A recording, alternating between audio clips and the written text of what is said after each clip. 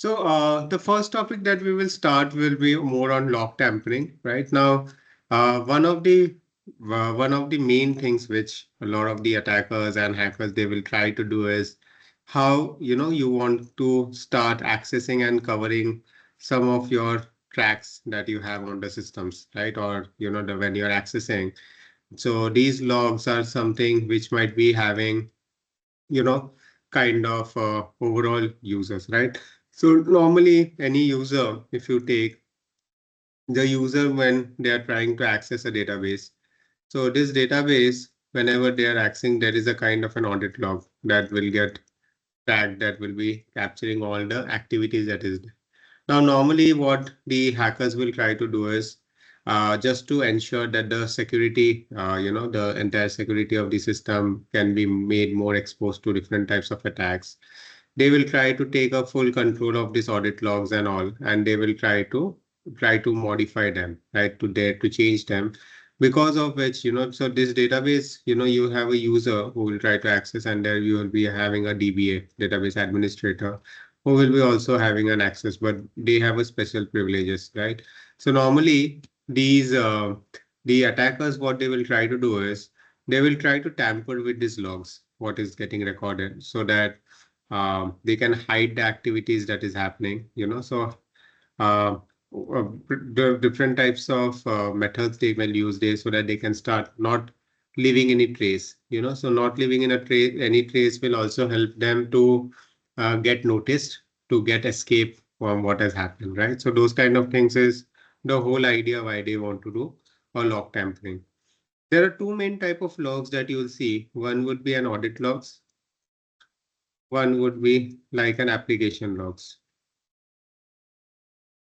Now, primarily, if you see where audit logs are, these are more created by your operating systems, your OS, and they have been also there in your log files. Any activity that you will be doing in your operating systems, and this will be trying to keep, like for example, you are making any file access changes, and who has made the changes and all of those activities will be getting in your audit logs, and your application logs are primarily which have been specifically created by your applications, your apps that you would be having. So they primarily will be keeping a track of what is happening with respect to these applications. In case if there are some specific properties that there are certain kind of action activities that you are trying to do. So all of these are something that will be captured in this. So normally these log files are captured as .log files, and they would be useful so that in case later if I want to identify, I want to basically see what has happened, right? So these are something that I would be able to do very easily. I would be able to, have these identified. I would be able to modify them. And then I can, take a control. I can have these properties changes. Now, when I say this log tampering, uh, they primarily, uh, I want to first, I would be able to hide some of these malicious activities that I want to do. Sometimes, a lot of time, this is also done by a lot of these administrators. Sometimes what happens is the administrators might have done something which might have been logged in. Now, since they have a kind of a complete access on, right, the databases or the underlying applications, so they can also keep on tampering with this, right? So they keep on altering, they keep on tampering that can basically, change this way the logs have been modified. So that is one thing that you will see when it comes to, log tampering.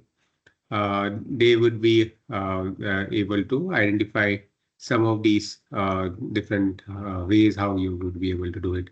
Now, within Windows perspective, so like for example, in our Windows system, we have we have our system, right? So let me just open up. So if you go to your C drive and you have their users, you have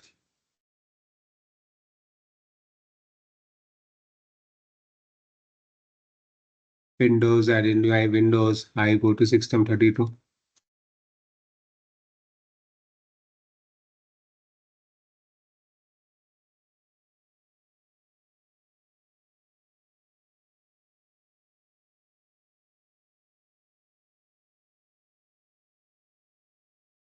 So you just search with logs. So under your System32, you would be having this log folders.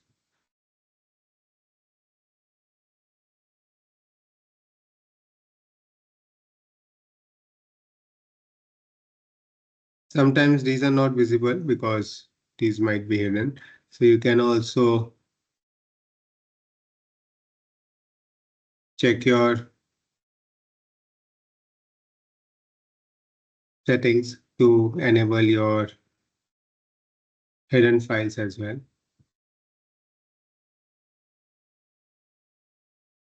Because system files and all sometimes might be having a lot of these log files, right? So let's sort by name.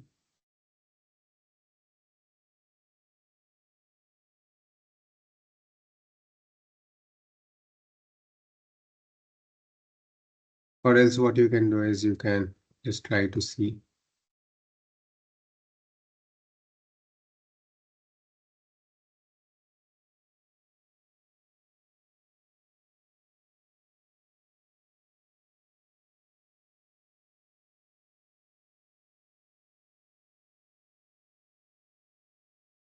Now there are three main types of logs that you would be able to see in this. So you see this log folder. So primarily in the log folder, there are three main types of, you can see that .etl files which are being there or, that has been captured.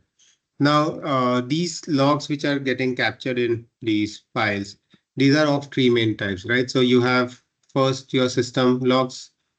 The system logs will be having certain operating system or system software related logs that would be captured here. So like, for example, you have the kernel informations and all those kind of things will be available here. So certain kind of network time protocol warnings will be there, the status changes and all. So those kind of things would be captured. Then your driver failures, for example, you have some other kind of errors which might be there, that would be captured. Then you also have the application logs in this. So which would be having some of your application specific messages, right? As we have mentioned, so we have the audit logs that we have. So application specific things, like for example, any program that is getting installed, right? This is which is getting installed on the machine will be having these log entries, right? So that is second thing. The third thing that you have is the security related components. Like for example, if there are any failed logins and all, right, that will be getting captured. Even your successful logins gets captured over here. So that will be over here as well. Then the log offs that the user is doing. So those will be getting tracked in. The audit components, the audit logs, the audit policies that you might be happening, or you are changing some of these policies. That also is something that would be captured here. So these primarily, are captured in this. There are certain, since these logins and all are there, so you will also see some of the other components like credentials related aspects, the credential validations and all would be again captured in this things. So normally, uh, logs wise, if you see, logs are something, all different types of logs will be more important, but which are the logs which the attackers would be trying to map is or try to target is your security logs, because the security logs or the audit logs that we have, these are something which are more, you will see like we saw about the password brute attacks, right? So in this password brute attacks, you will primarily mostly see this kind of logs getting captured. So now in your Windows, we have something as an event viewer. So if you open up this event viewer,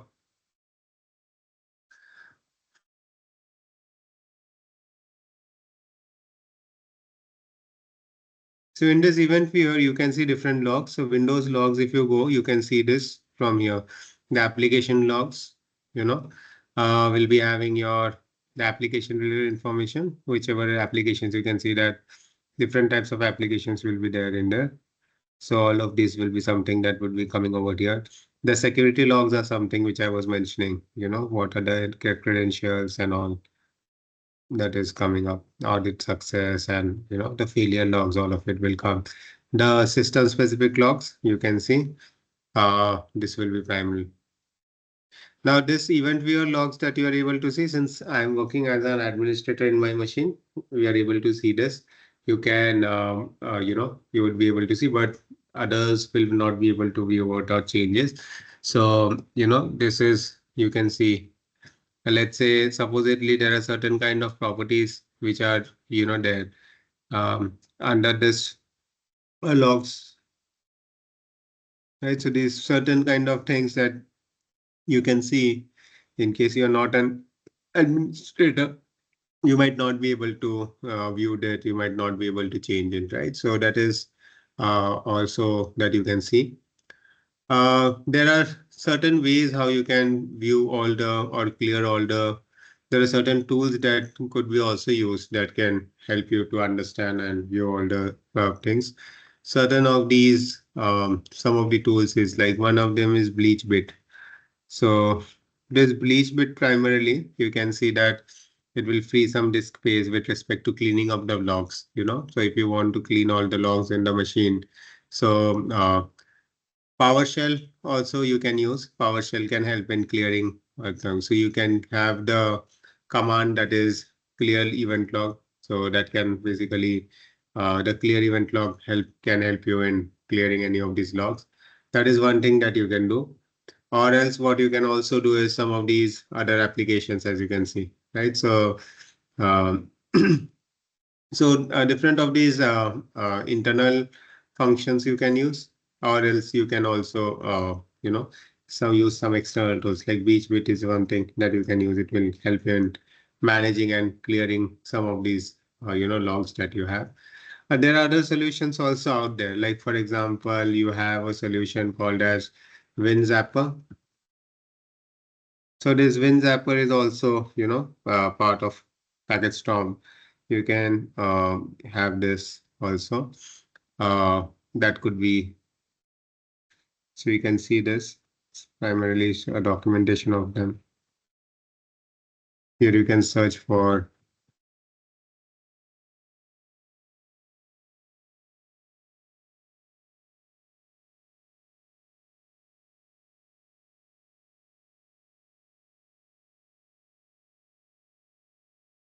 just give me a minute.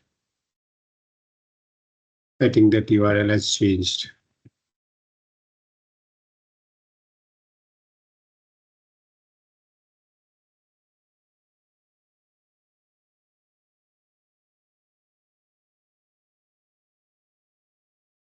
Yeah, I think this is, you can use this. So it's a hacking tool you can start using for deleting the events which are there, and you can see how the it has the capability to clean up your logs which you have. Then you can also have some of the other solutions like clear logs as another solution. You can use it. And not limiting to these, but these are different solutions which are out there. So clear logs is again something which could be useful for clearing the logs and using uh, uh you know uh, unwanted all the event logs which are there. You can be do that. So if from Windows perspective, if you can use, you can see that whenever you have this clear log as an option, right? So you can just use this from the permission. This log could be cleared. You can any failed logins and all which is there. Once you remove it from here, as an administrator, they will not be able to administrator will not be able to see in case if there is any failed option. Like for example, here you can see that there is a Windows recovery servicing which failed. I want to remove that. So you can remove and clear that log. So it will basically remove some of them. So if you when you clear this, You could ask you can save the contents of this log before clearing or just clear it. So I'll just clear it out. So you can also clear your logs. That will help you to remove any kind of logging. That is something that is possible also. And what happens is sometimes, the logs are not possible to be cleared, because in case if that file which is getting modified or getting used, right? So that is, getting used. So in that case, it will not allow you to, clear those logs. So you can basically close the files and, enable the logging to continue, or, because the same log might be getting updated. So it might not allow you to modify or change. So closing the files, stopping access to the files and all different methods you can use that can basically help you to, clear the logs further. That might be something that you can do as well. Similarly, in your registry editor also, so we also have the registry editor. In the registry editor, what you have is we have the entire security modules, right? So in my security,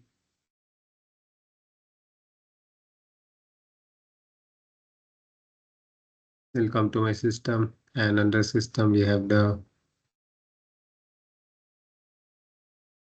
current control set services.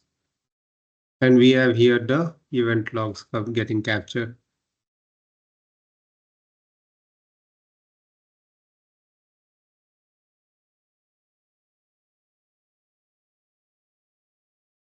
You can see that here there are different components that gets captured, right? So within this, you will be able to see what is the failure actions, error control, right? And this then you have specifically uh, at you can see this file which is there. So you can see that once you are clicking on this, where exactly the event EVTX in the logs is primarily.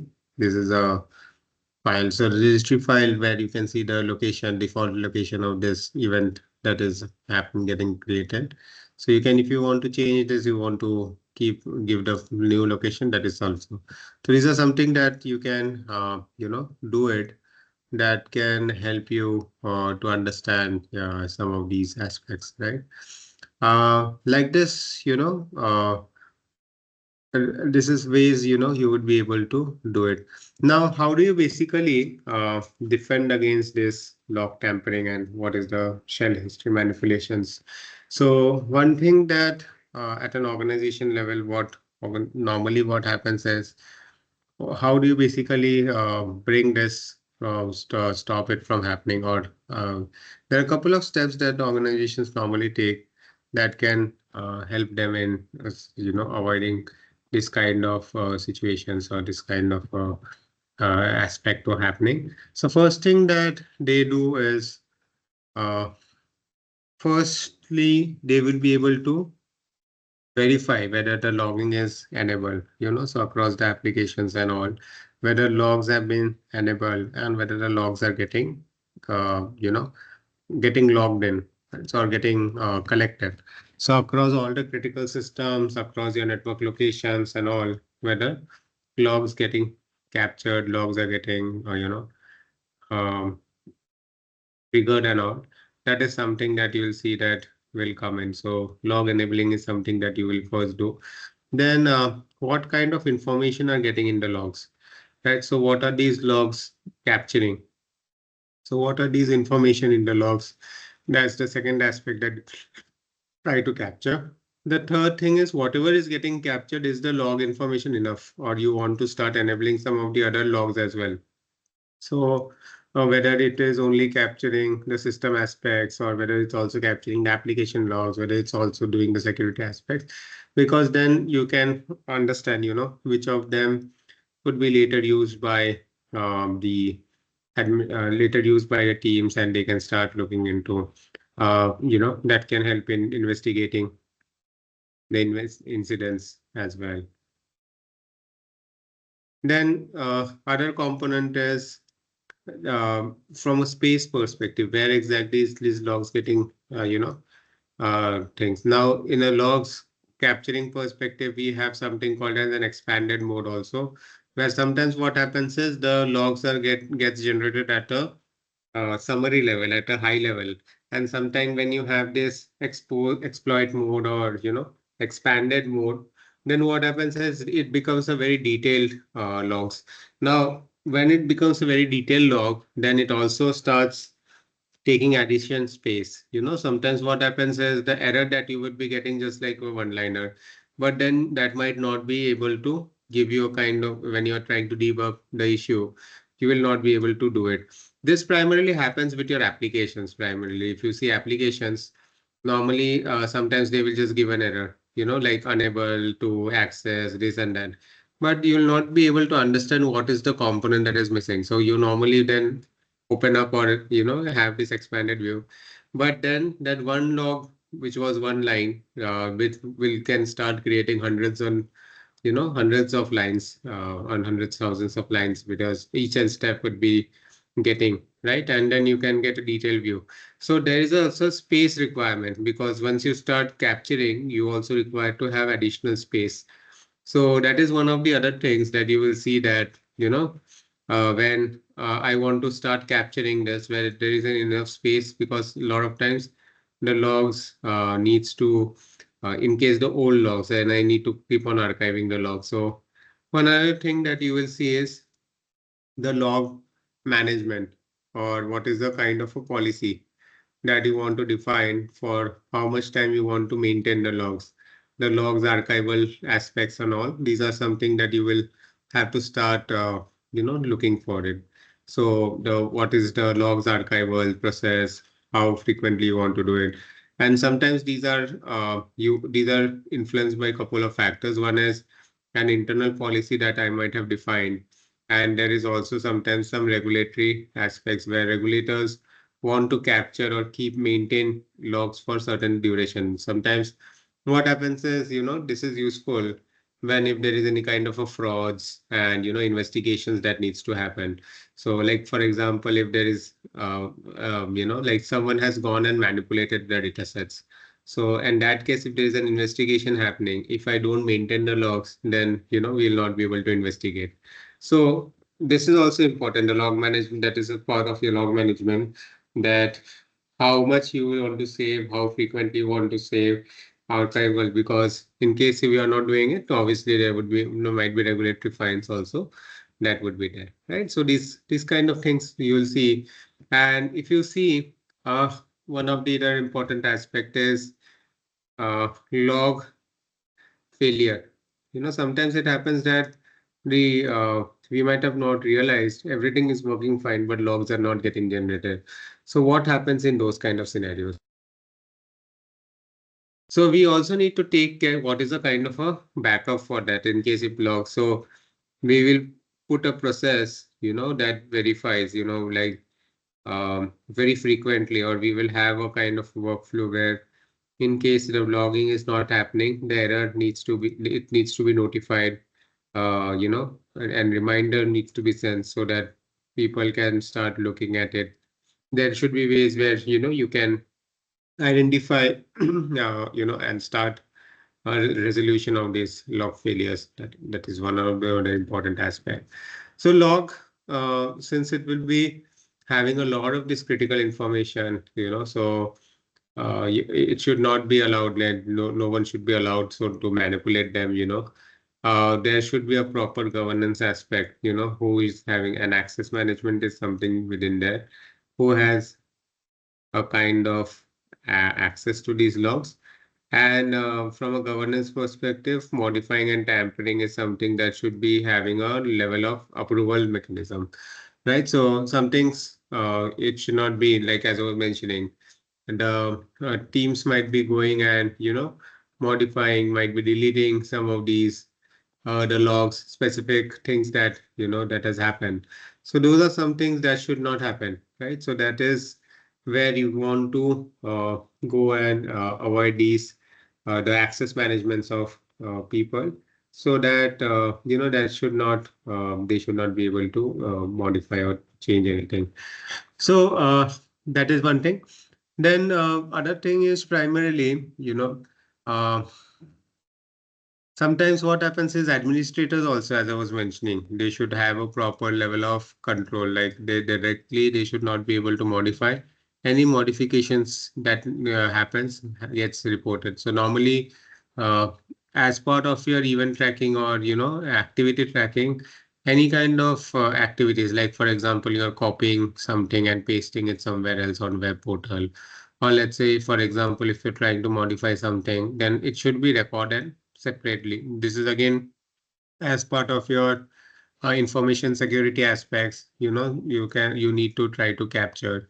So some of the few aspects that needs to be captured as part of the logs is like the who is the person, the user or the person. That is something that needs to be done, then captured. The IP address, if it is there. Then you have the error messages. What is the activity what they're trying to do? In case if it fails, so what is the activity? If it is success, then the activity will be captured. If it is an error, then what is an error message? What is the software details or what is the application or what is the web page that is uh, getting captured. Then what is the duration, time duration, right? So for how much time that was happening, all this kind of things you'll see. So log encryption is also one of the ways how you can try to have these principles in. So log encryption is a method where you are trying to now encrypt the logs so that the attacker is not able to change. So that is one of the other things that you will see. Then you can also, so these access management perspective, there should be some kind of an elevated access, only people, and then there should be a maker checker or a control process should be there. So that is another thing. These are again, it is not like it is gonna guarantee you that 100% surety. These are primarily steps to reduce the risks that is there. And you can see that the log location. So I showed you how we are able to change the log location. Sometimes what happens is I can go and modify the log location into a location where I have full rights. So I'm not able to go and change anything within the administrator, which might require me administrative privileges. But once I'm changing the default log location, what happens is I would be able to easily find the logs. I can modify the logs, and that also it helps you in, since I can modify, I can start deleting the logs also. So all those kind of things will starts becoming possible. So these are some things that we don't want the attacker to be doing. So that is one thing. There are certain kind of monitoring tools that we normally can also use. There are certain file monitoring tools also, file integrity and endpoint monitoring tools also that could be useful. That can basically, also start providing some of these other aspects. So these file integrity monitoring tools primarily has these different aspects, with respect to how they will try to monitor. So you have a lot of these file integrity monitoring tools or solutions. So this is another way you can have. So some of the leading vendors which are out there in that space, like for example, you have SimCore, you have Netflix, you have Tanium, you have Tripwire, right? So these solutions are quite useful. Tripwire and all these are also very largely used in organizations. So they will try to monitor all the changes that is happening in the files. If people are trying to monitor, make any changes, so that is something that these file changes and all you can have. So this is again, some of the regulations, they also regulatory requirements are these are there that it needs to be there as part of your information security. So you can see that. And I mean, a lot of these has different types of benchmarks also that they follow. Like you have the benchmarks which are being prescribed by the security best of the security practices, right? So that is each of them will be able to do that. So finding the changes and doing a change tracker, they will be having a lot of these change trackers that tells you what was the previous value, what was the current value. So that is there. And one of the very specific way, they do is for your sensitive data. So in case if there is any sensitive data that is, being identified, so that will be able to identify that, and can change all of this. So that is another thing that they do. They can easily monitor, identify the changes over a period and try to capture these logs.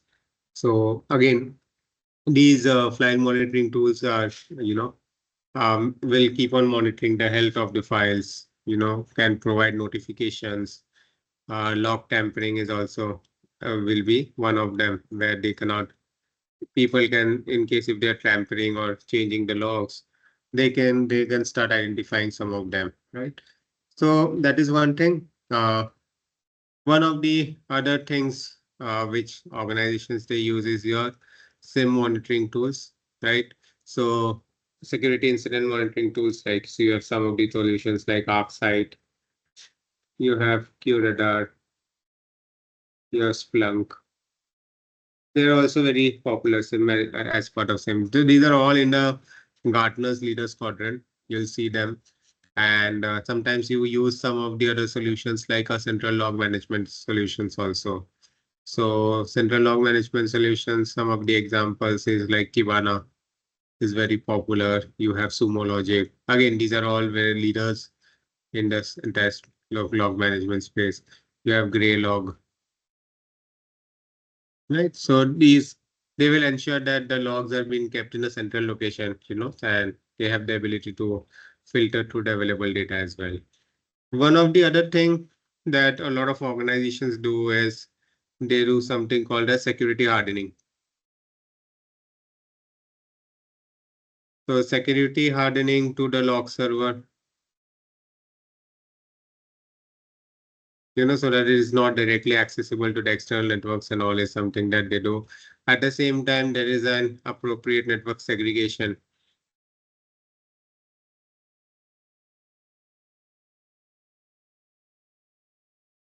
right? Uh, there could be access to the log server that is possible. Then, you can have a log server or you can have a jump server. So this network segregation is also something possible. You can do it. Uh, you can also include a kind of a two-factor authentication or multi-factor authentications, So that is something. And then within that, you can have some of these components, like you have an endpoint detection and response area. You can have this endpoint detection response to have these adequate protection in place. So that is another thing that a lot of organizations they will try to build in. So normally in your security offices, you will see that all of these are part of commands where a lot of these are part of your overall when you're defining your entire you know size, then these are something that you would be able to do it. So these are some methods which you can use for looking for, right? So for getting some of these ways how you would be able to check this, or as part of your log tampering aspects which are there. Now across the other you know aspects, how you can also you can also try to look into some of the other things, right? So this is one thing where the log tampering method would be working. Then you can also start doing another components, which is you can start hiding your files. So like for example, one of the other aspect that you can start doing is how you can start hiding your files. as an aspect of your information hiding, want to start hiding the data within your data, right? So hiding your data inside your data. So in other words, there is a very popular term we normally use when you want to say that what is the whole concept of stenography.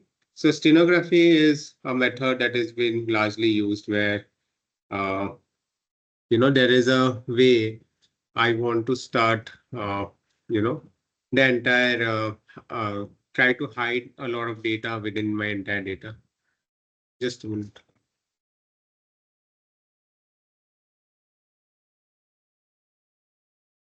Yeah. So stenography is the method where you want to start hiding your secret data.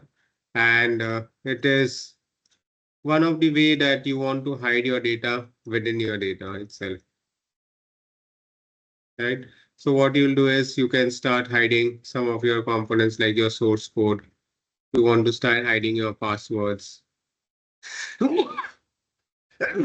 Excuse me. You want to start hiding your passwords. You want to start hiding your IP addresses. You want to start by editing some of your other confidential informations, like for example, in images, you want to hide them.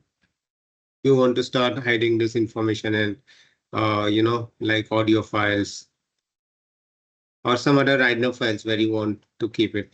Like sometimes we used to, do this kind of a method where there are certain files that you don't want everyone else to see, right?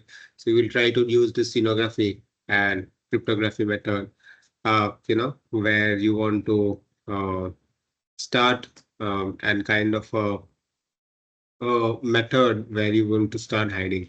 So stenography is another very interesting way. Now, within that, there are different types of stenography techniques that are available.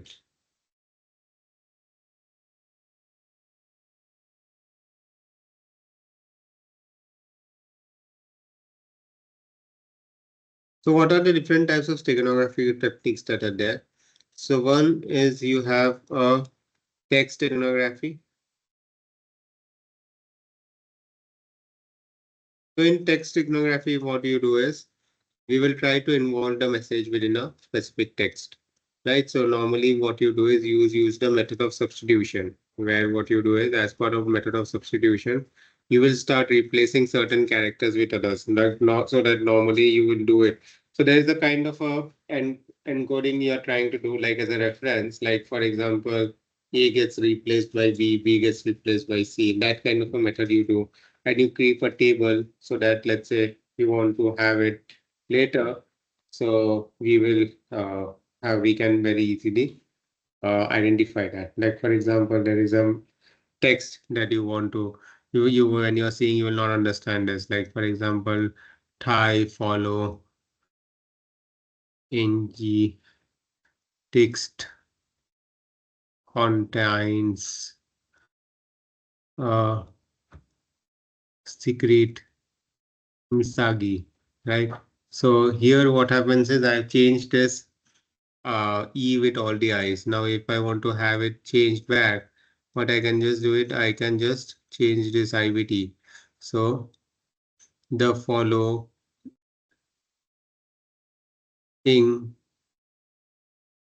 text contains a secret message, right?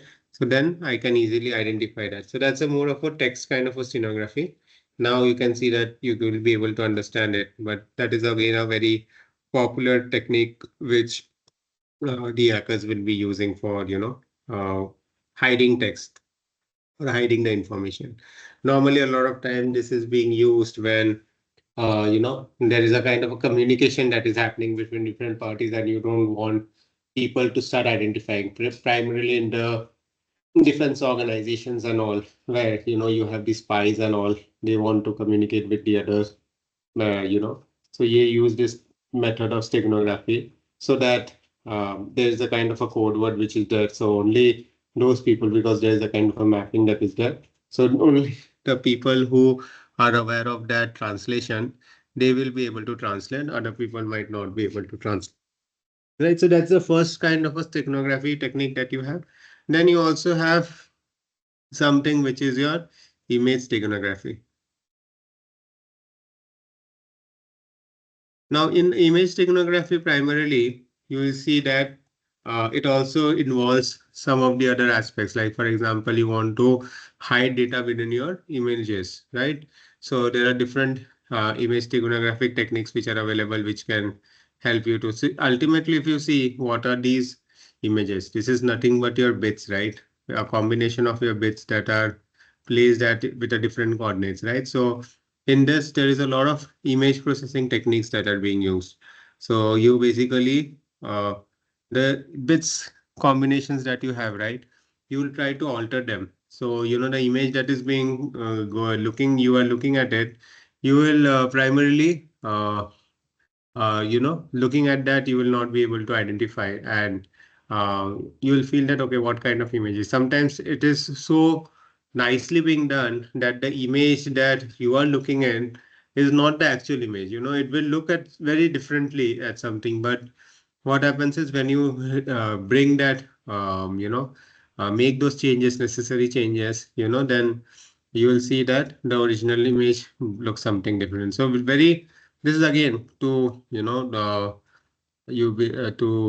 basically try to mask the data sets, or you'll see that you want to deceive, the person who is looking at it, that this is something. So you'll use some of these techniques like masking, filtering.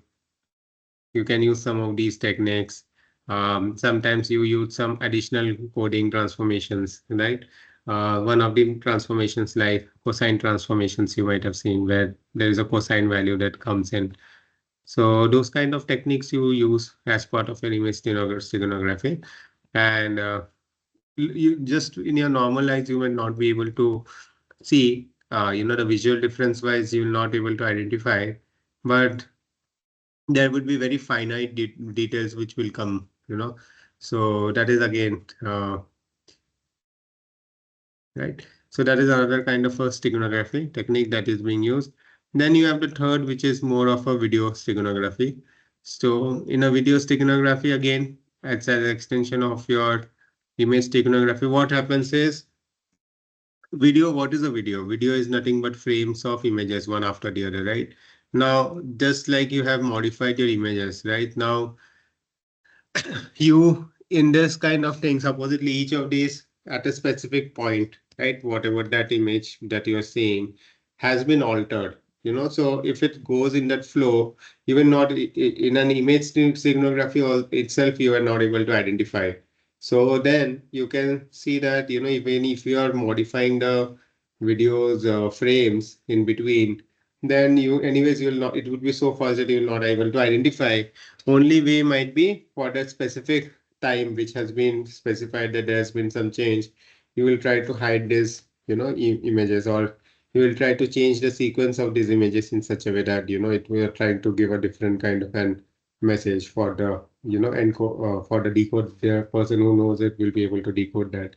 So this is again very popular when it comes to these, spies and always who know, or these people who would be able to, look into it. There is a very popular Stegano, Steganosaurus. There is a software which is there, which would be able to hide the techniques, right? So there are some solutions which are out there that helps you in this to achieve these steganography techniques as well.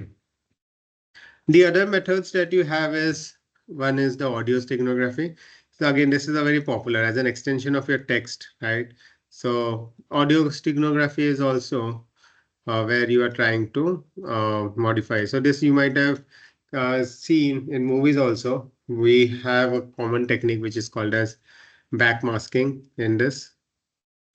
So backmasking is where, you're trying to hide something back in the audio file, and this is where the original message has been recorded in reverse. So when you're playing this audio file, when you're playing backwards, at that method, what happens is that is where you'll be able to understand this. So sometimes some of these songs also you might have seen. Eminem had done it one of your one is songs. Somewhere Eminem was one who tried it out. Some of their these musicians, the when the audio files, the music plays in a forward way, it would be sounding different, and when it comes in a backward, the sequence in which comes might create a different song itself. So audio steganography is being done in that way, and sometimes, as I was mentioning, what the communications that is happening, you don't want someone to understand what is happening, so you play it in a backwards and send it, and only whenever able to use uh, a kind of a backmasking kind of a technique to demask it or decode it back, you would be able to understand. So this is again for steganographic techniques, which is popular, being used by hackers. Then you have network steganography. So this is primarily a little rare because it can be, you can see that I will be, trying to hide some of these messages using my network packet sharing. So there is a network data that is happening. So within these network packets, what I'm going to do is I'm going to pass some information, right? So these in the payloads of the network that I have as the headers of these data packets, what I'm going to do is I will try to pass this information. I will, communicate this information on the data sets. So that is, I can, have this.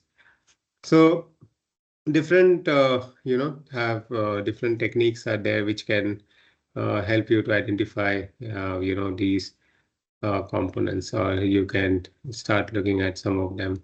There's a very popular solution which is there, which helps you to do it. An open source image steganographic technique, which is a stag hide.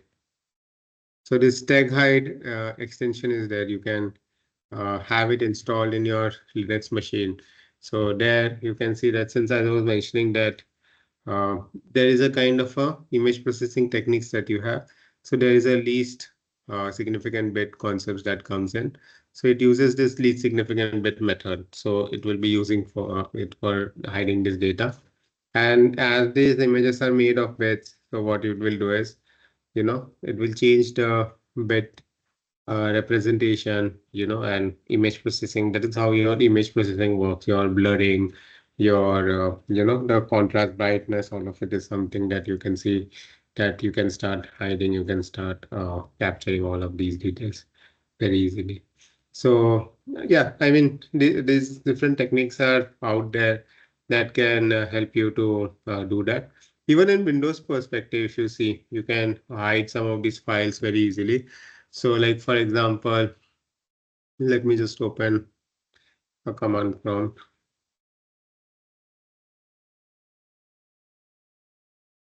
So here, for example, if I want to echo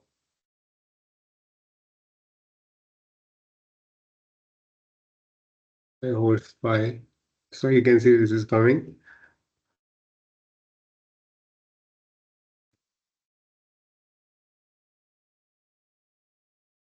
I want to pass it to a file.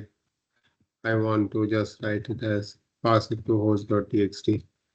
So this has gone in, and now I want to check the directory of host.txt. So I can see that this is the host which is there. Now adding a hidden stream to it, what we can do is I can just do an echo. But now what I will do is I will just mention something.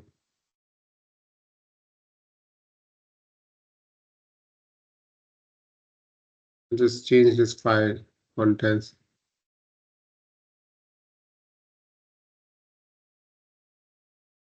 And here in this host.txt, I mention this as a hidden info.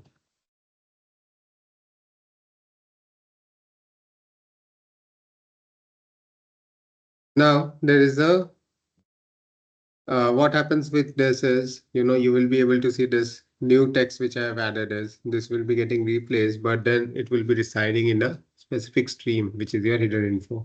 So now if you want to do host check this file, what I can do is I can just go and do a host text.txt. Right, so it will show you that this is my host file information only. But you can see that I have now echoed that in that file, but now that has been hidden. So uh, you can see that this original file content is, not changing.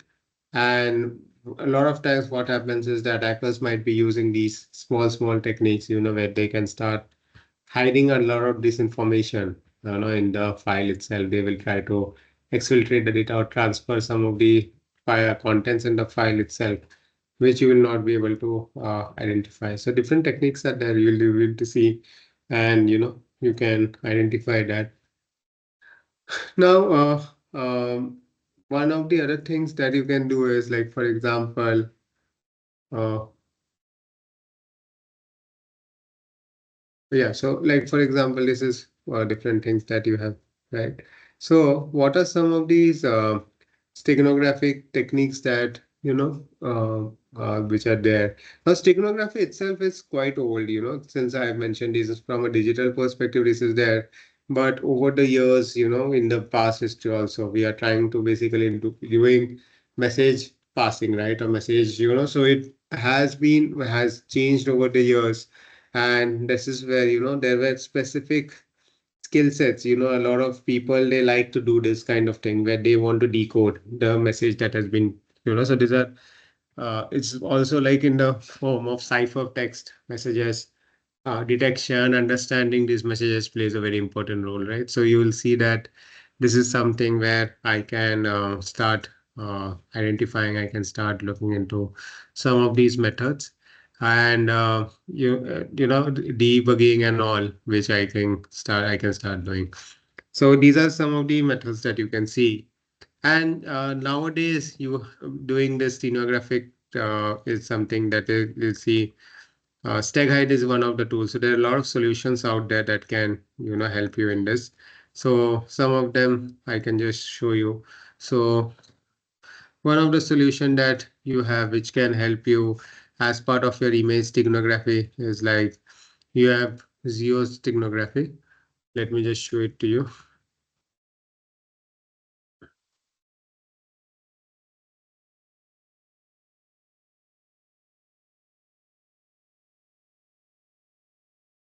So this geosteganography, as you can see, it will be useful for your image steganographic techniques, So it basically is able to modify your, the images and all. So support also supports a lot of your encryption. So that is one thing that you can have. Like that stag hide is there, it will be also supporting a lot of these encryptions. Then we have a couple of solutions I can just list it. You have camouflage.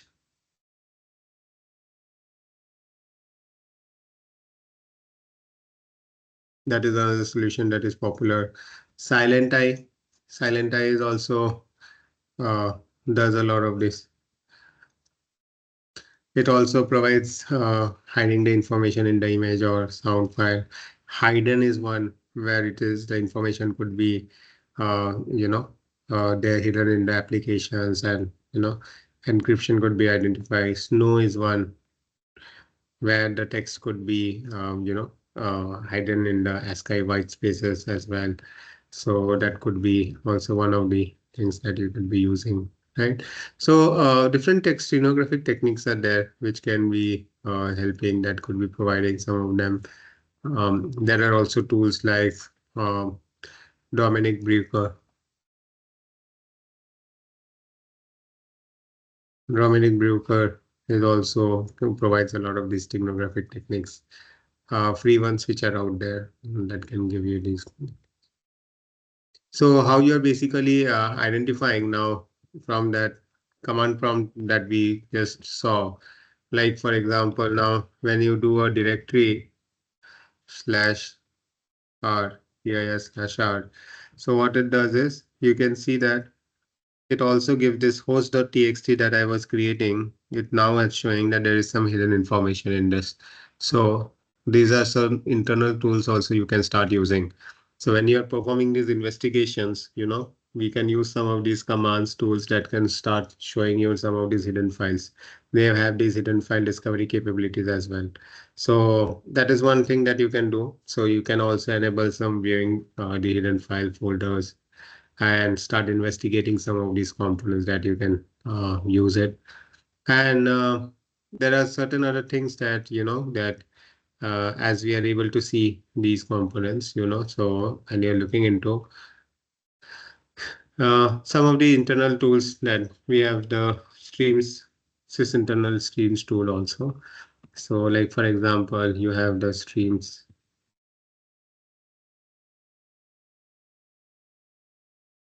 Some of the other tools like the streams internals tools and all can also help you.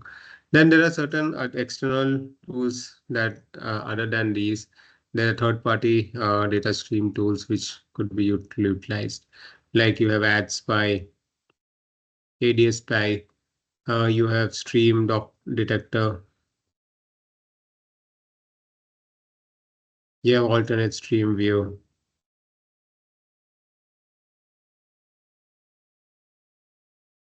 you have LADS, you have ADS Messenger,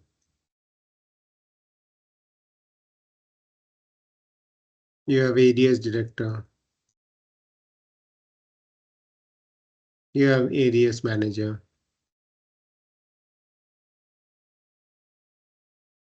So this helps in identifying the streams, and you can identify the file which is containing a stream of listener text and can provide you that information. Right. So you can some of these things that it will start doing is it will start giving you this file properties, statistical analysis. It will give you anomaly detection. It does. So any kind of anomalies and all which are there. So it can help you to identify or tell you which are the files, what has been modified, whether it has been, changed. So all of this is something that it can do, anomaly detection.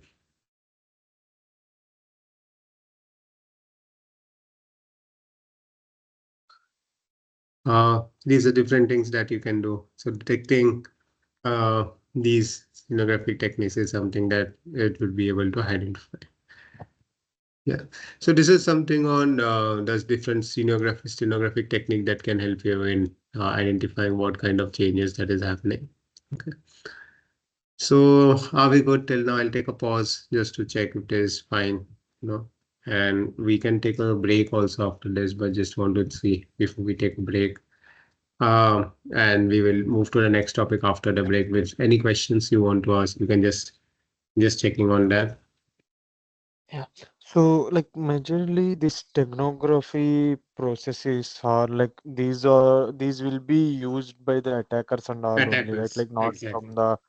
Not from from the our protection perspective. company. No, no, no. Okay. These are something what we are looking is this, but the tools primarily is where you need to, it will start capturing a lot of these things. So you can, that will help you to avoid that from happening or, the identifying and detecting. So for we as security professionals, we need to understand what are some of the techniques which the attacker will be doing so that we can start, avoiding some of these aspects.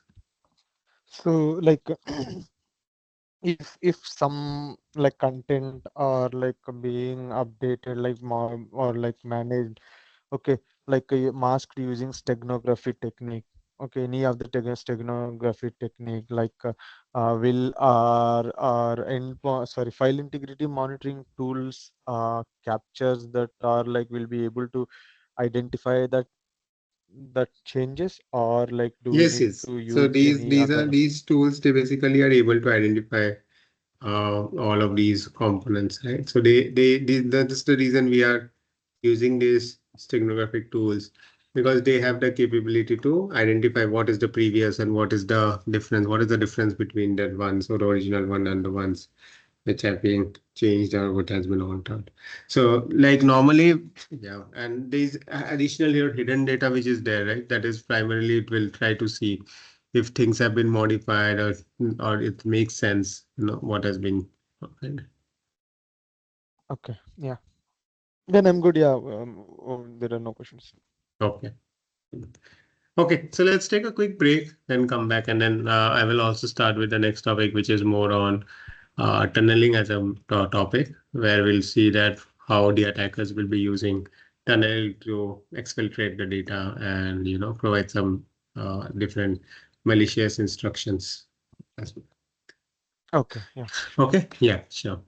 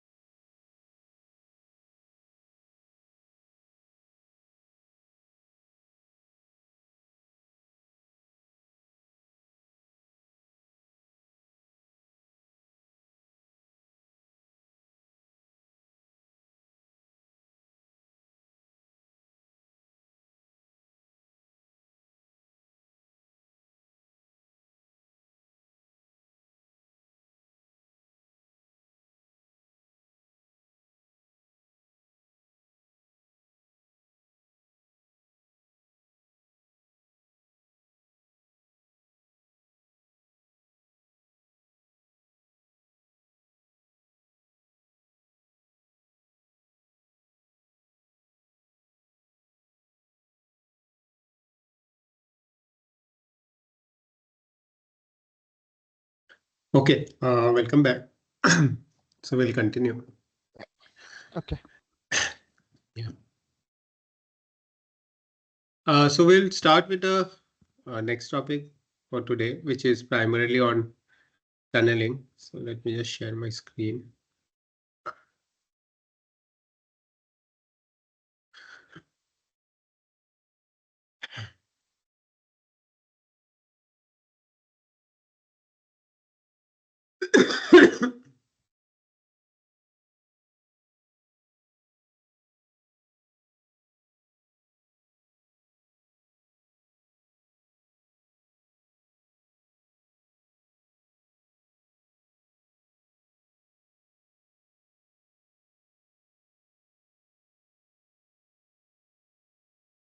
Okay.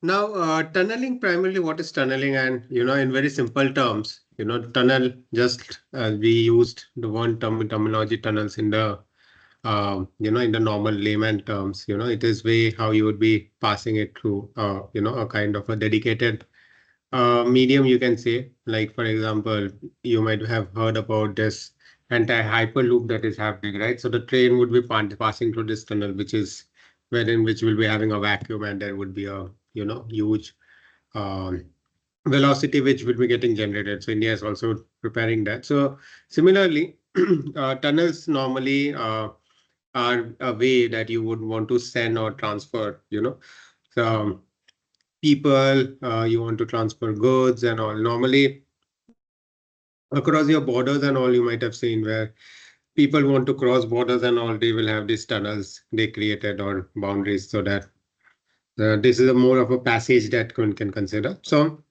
same ways in your networking also, tunnels are where a method that you want to use for transferring or transporting this data across. So across my entire network layer where I want to transfer the data packets or the transfer the data.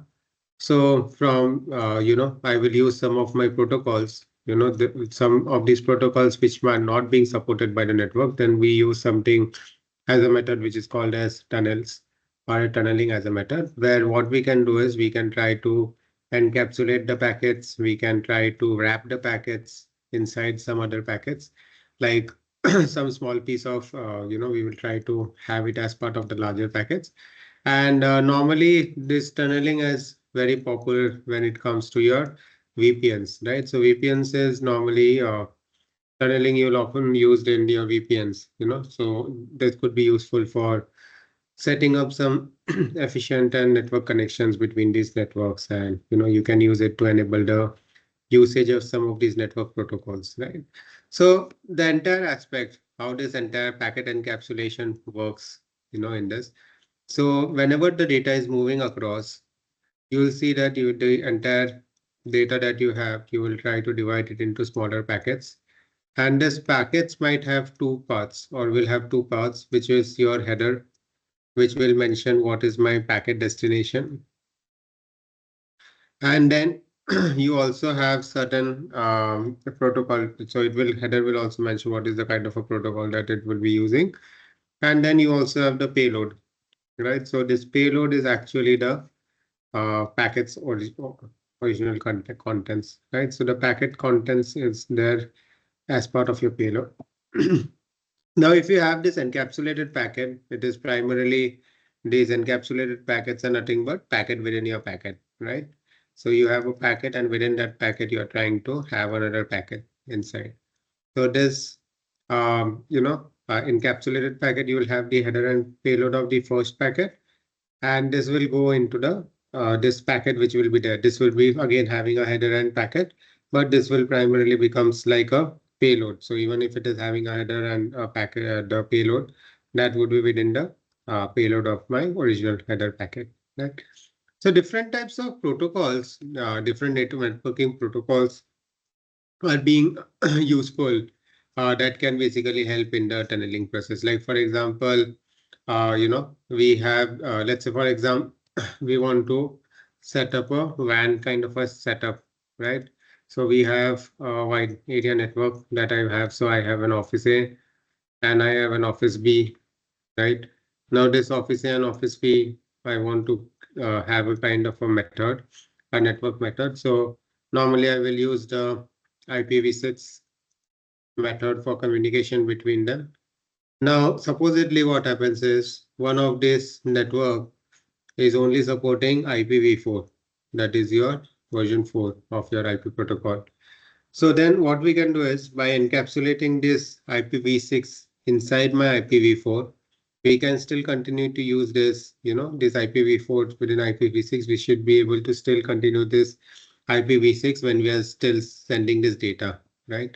So what happens is this encryption we will use where we will try to scramble the data uh, in such a way that,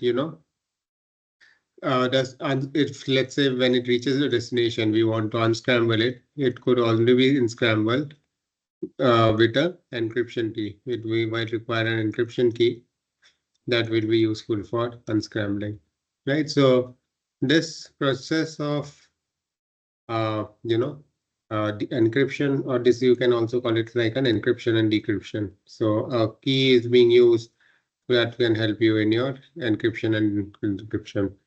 So if the packet is completely encrypted, it might be including the header and all. So the network routers will try to forward it to a specific destination that it would be targeting.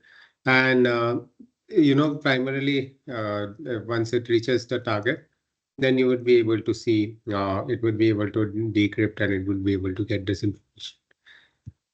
Now, a very good example is in the VPNs that we have seen, right? So in VPNs, you will see that this tunneling is very popular. So in VPNs specifically, since we have seen the virtual private networks is more of a secured encrypted connections that will be there. So in tunneling, we'll normally use where the VPN packets we want to provide it across a specific private network, right? So we have an IP security protocol, IPsec protocol suite also that could be used along with this. And this primarily will be a set of protocols that we have, right? So here, IPsec provides a lot of encryption capabilities. So when I'm trying to have these shared, right, across my network layer, so you will be seeing that, it will be encrypted, and then, once it reaches the target, I will have a decryption that will be happening at the time. So the one type of protocol that you can use is the IPsec protocols. You can also use the TLS protocol, the Transport Security Layer Security Protocol. So this protocol primarily in your OSI model that you have different layers, it will be there between your layer 6 and layer 7, right? In the layer 6 or layer 7 model, you will see that, and the entire transport layer security layer will be, we can have it. And this transport layer security, we will have a combination of your secure sockets also, the SSL thing that we will be able to establish within it. Now, there are different types of tunnel that we have that will help us to, establish this. Now, what are these different types of tunneling methods that we have? So one is you have a split tunneling. Now, what happens in a split tunneling is where, the user will be trying to connect the device to the VPN. So all the entire network, all the entire traffic would be going through my VPN itself, right? So the split tunneling will ensure that whatever the user is connecting to networks, one, can, um, basically we're trying to split this, some of this tunneling. So normally we want this to go through the VPN, but then there could be certain kind of traffic which we want to go outside the VPN as well, right? So what we have done is in this, we will try to split this entire tunnel into two types. One will be a virtual private network, which is a more secure, right? Which is a more of a private, right? And there is something which I would be moving outside, which is your public, right? So I'm using a combination of that, that will be helping me to get both of these together. Then we also have a GRE kind of a tunneling method, where GRE is basically nothing but your generic routing encapsulation tunneling method.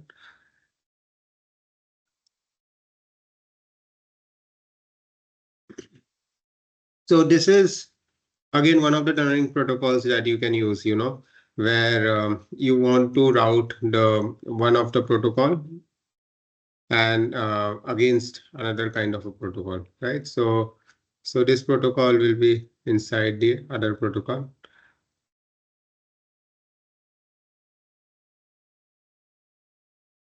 Now, GRE is primarily how you can start or set up a direct to point connection. So this direct point to point connection is something you would be creating across the network. You can start simplifying the connections between these networks, right? So for the GRE, we would be adding two headers to the packets. So we have a GRE header and we have an IP header. Now GRE header will indicate the protocol type that is being used by the encapsulated packet. So what is the protocol type of the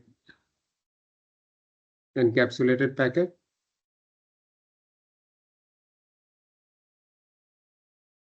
And then you have the IP header where it will be encapsulating the original packet.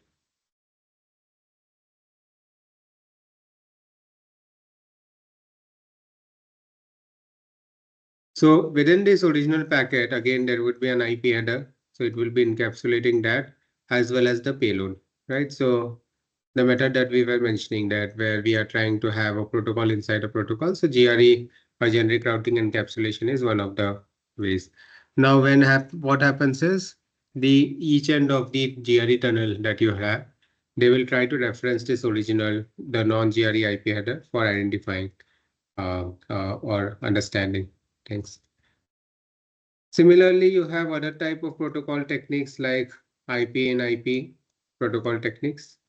So in IP and IP protocol techniques, what happens is you're trying to basically encapsulate your IP packets inside the other IP packets, right? So this encapsulation of the IP packets inside the other uh, IP packets is something that you would be doing as part of your IP and IP protocol.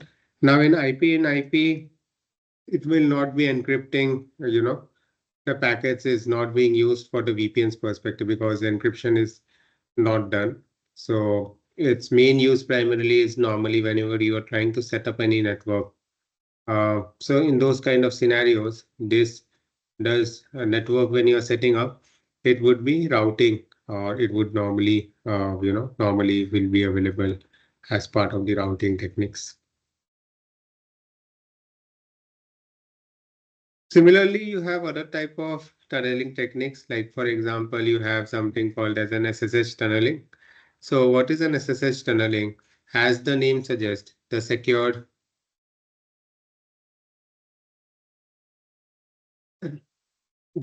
cell protocol or the SSH protocol that we use, it will help you to establish a kind of a tunnel, and this is more like the encrypted connection that as we have mentioned between the client and server. So client on one end and the server on the other end. So it can help you to create this secure tunnel. And again, at an application layer, it would be there because you have the application, client application and the server, right? So as part of your application layer, you will be trying to doing it. So normally the other components that you have, like we have seen the IPsec, the IP in IP and the GRE techniques, which are more at the network layer. But this technique, the SSH technique, that we have, the SSH technique would be working more at the application layer rather than at a network layer. Then you also have some of the other techniques like point to point, and you have point to point from one point to point tunneling techniques. You have then you have secure socket tunneling. You also have layer 2 tunneling. You also have uh, virtual extensible LAN.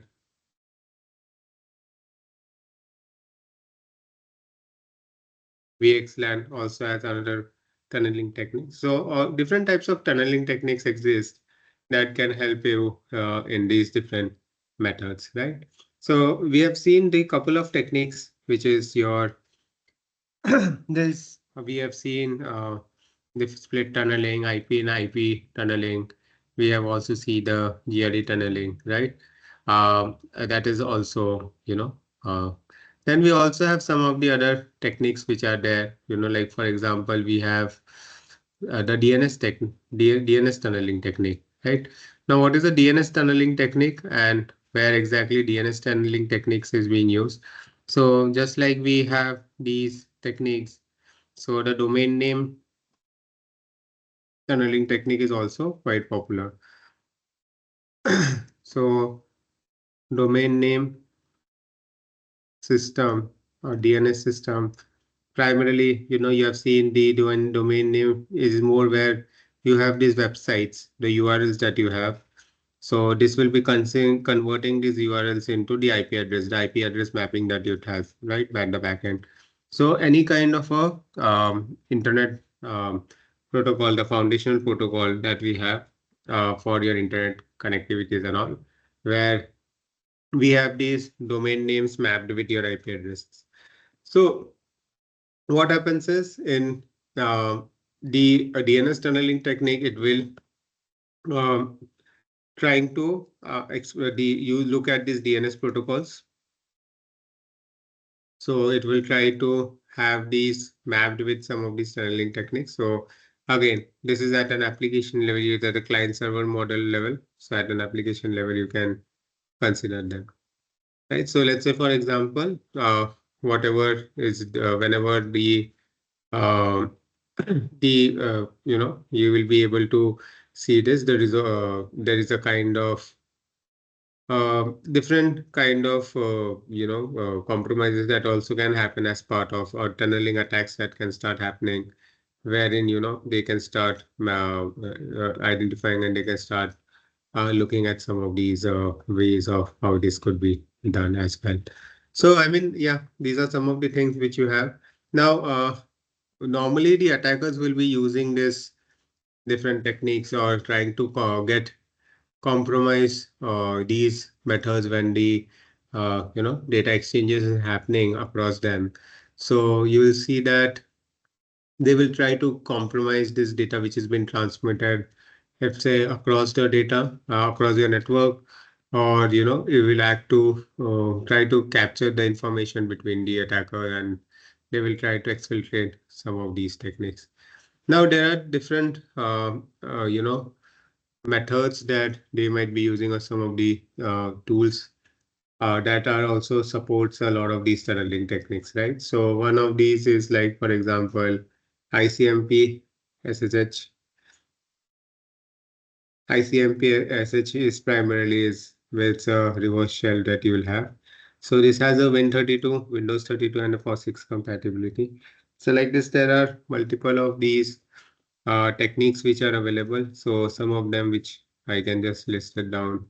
You have across your ICMP techniques, you have the ICMP SH technique, you have the ICMP TX technique, you have the ICMP tunnel techniques,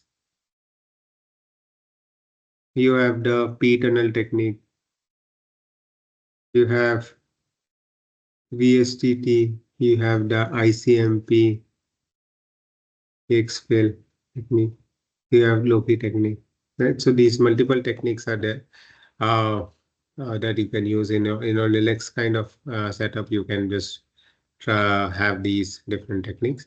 And then we have discussed about the TCP/IP techniques also.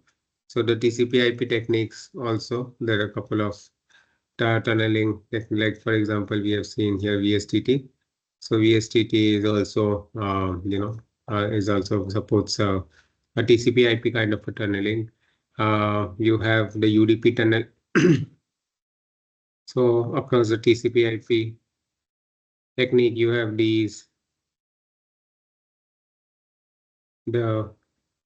UDP tunnel that could be supporting that over TCP/IP, you know, There's some of these programs that are supporting your TCP/IP uh, tunneling techniques as well. That could be basically help you to understand and identify and decode, and encode and decode these different type of these techniques have been supported. And then you also have for your DNS tunneling, different tools, programs that supports your DNS tunneling.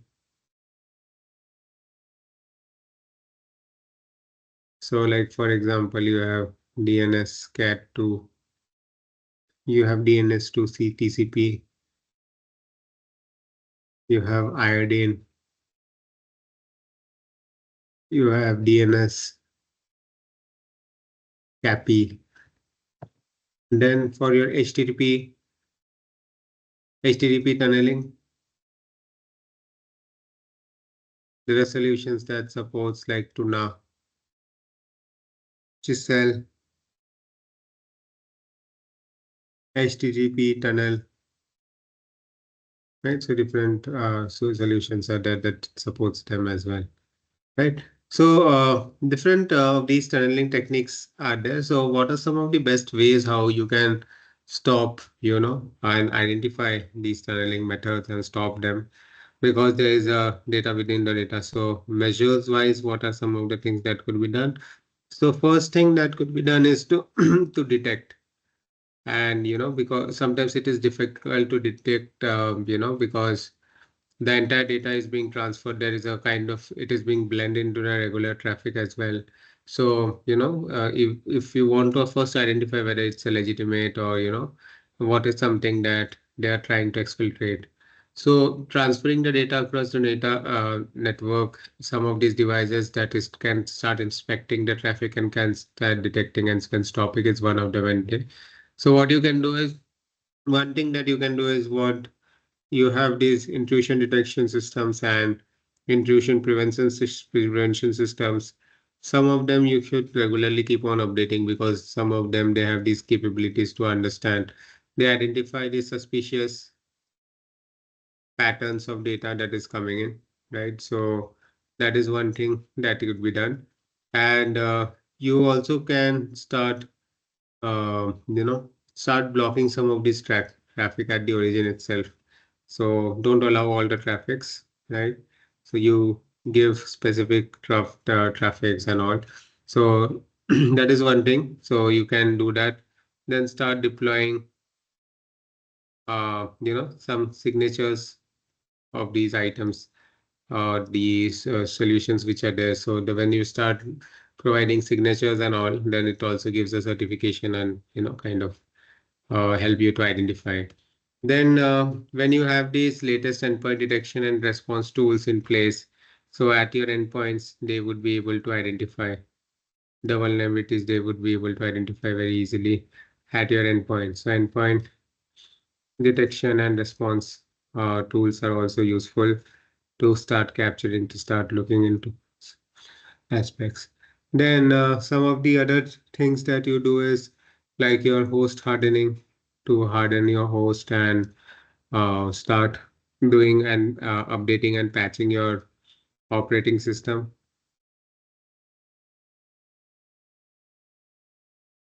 That is also something that you try to do. You can start removing any kind of known vulnerabilities also. So that is also you try to do where, different, uh, you can start looking at an image, you can start identifying them, verifying if there is a suspicious activity happening and all, start to compare it with some of the standard images and trying to understand if it is something that is legitimate or not. So that is some of the other techniques that you will be doing as part of to verify and try to avoid any kind of tunneling from happening. Now, one of the very important aspect is this entire, aspect of your overall role as an incident handler is primarily to start, going through your entire incident management process. So, to understand this entire thing, we have tried to see about different techniques, we have seen about different aspects, but when you are working as an incident handler, what are the different steps that you would be going through. That is also because it is not only just identifying these processes or steps. A very important component is to understand the overall incident management process. What are the stages? What are the steps that are part of it? So that it will start helping you to understand, what are the aspects that are important as part of it. And accordingly, when you start looking at it, so then you can start, managing a lot of these things very easily, right? So the incident management process understanding, that is something that becomes very critical, because once you start looking at some of these components, you can then start understanding some of these aspects about it. Now, so what is this entire steps of incident management process and how it goes into? So there are different stages, as part of the incident management processes. When you have these incidents happen, the security incidents that is happening, right? So it has multiple components, right? So first is the detection component, as part of detection, how you're able to detect. So identification and detection is the first thing. So the different monitoring system, alerts, and all that is something that you do. Then you also do a kind of a categorization and prioritization. So how you can start classifying, how you can start categorizing these incidents based on what is the impact that they have, what is the urgency they have, what is the kind of severity that they have. So that is the second step that you do, where you try to, as part of the detection, you try to identify things. So identification and capturing that. Then within that, you have the categorization and prioritization.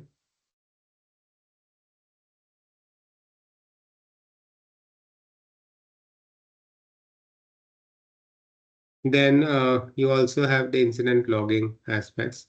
So that is where you try to log and start tracking these incidents, right? That is primarily how you do it. Then the response that you do, the incident response, escalations that you do.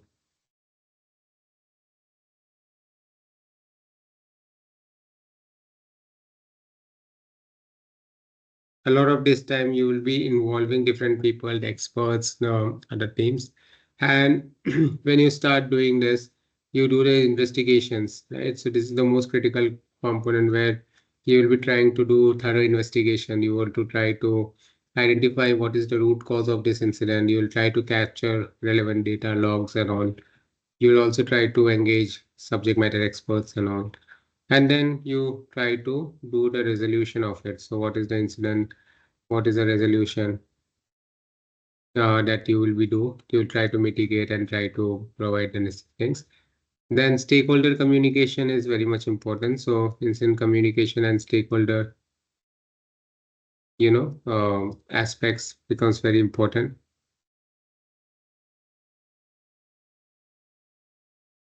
Then the closure aspects will start looking at the closure documentation. You do a post-mortem analysis, you know.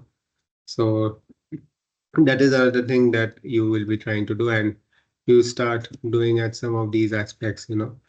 Uh, so these processes primarily, whatever you would be doing, helps you to start looking at some of these aspects where you might be um,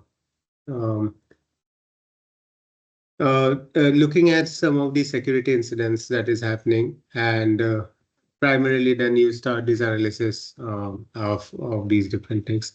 Now, one of the very important aspect, when you're trying to look at these aspects one by one, the first component, each of these are further could be understood from the different each of them. In fact, the first stage that you have is primarily a preparation phase where you would start building a lot of these things. So incidents will keep on happening. As you can see, like for example, even we keep a lot of times we keep on forgetting our passwords, right? Or for people will keep on forgetting their um, things what it needs to do. there are small events that will be happening. So security incidents are also sometimes that you will see that continuously these incidents will keep on happening. And these violations or is something in day out you'll see will be happening. Now, some of them might be intentional, some of them will be unintentional, right? Like for example, I have forgot my password. I have unintentionally entered it incorrect because I was thinking something. So these are something that will be there, but I should have that incident identified, and then defined, based on the confidential integrity or ability. I will try to define and have the necessary controls, right? So the CIA aspects plays a very important role. The confidentiality, the what is the, whether it is confidential, the integrity of this incident, security incident, like with respect to the accuracy, authenticity, and then the availability aspects of it, right? Now, response as part of it is to look into all of these aspects. So first thing that we should do is we should also have a development of my proper incident management policy, so security incidents that will happen. So that policy plays a very important role, right? So there are different types of, methods that you can do, as part of this, where you can start looking at some of these things.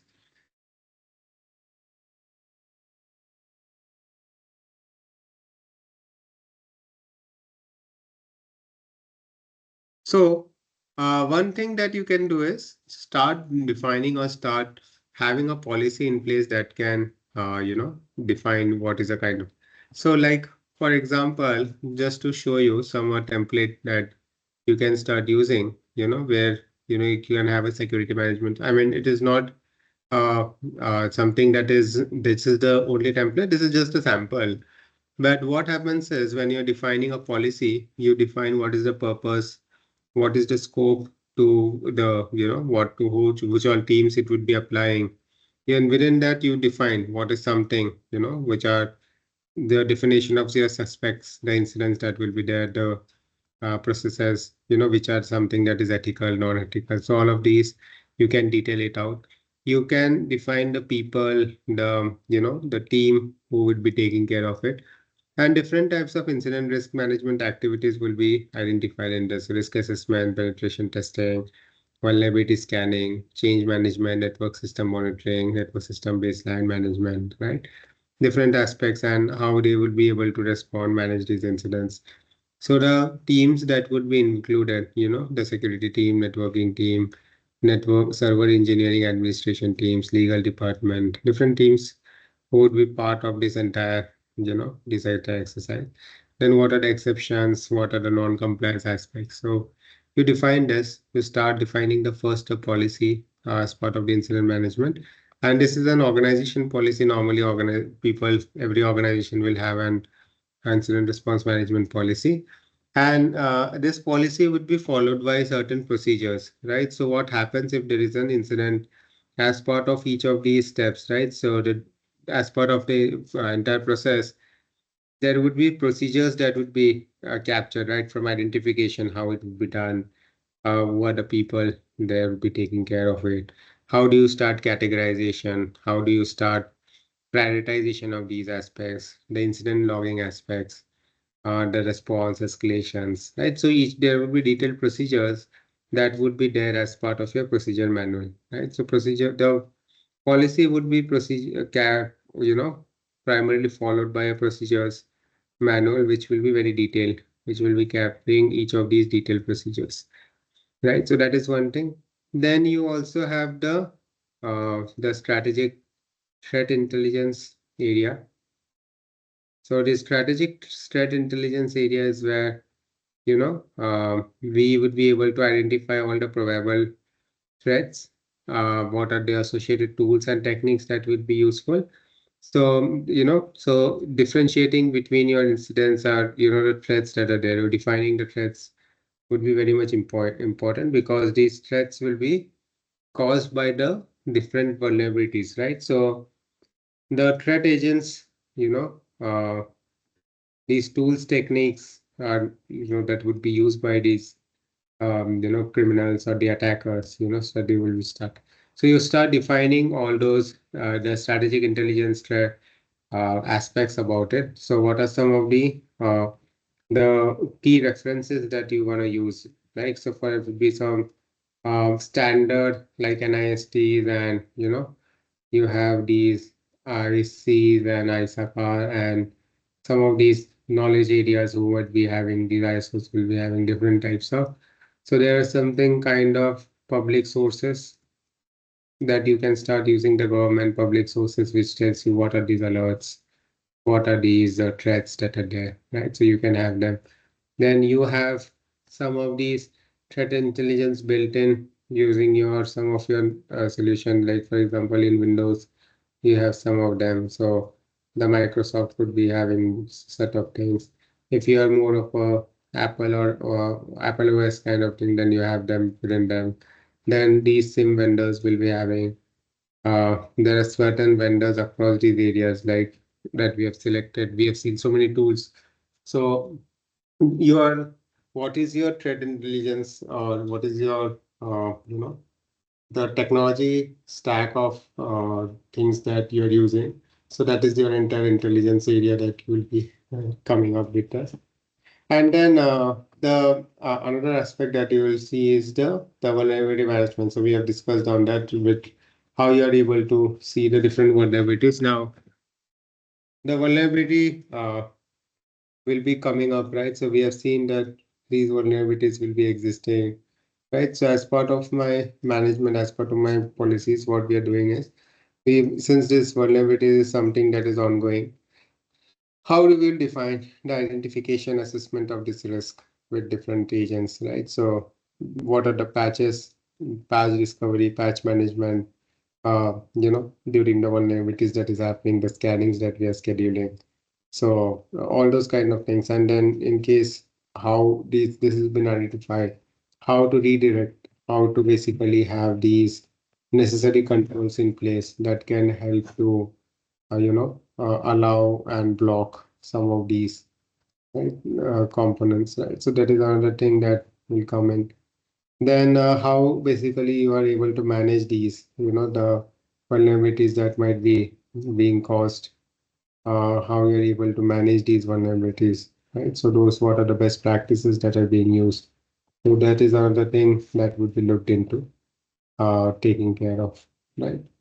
On the configurations perspective, also you start looking from the configurations and coding perspective.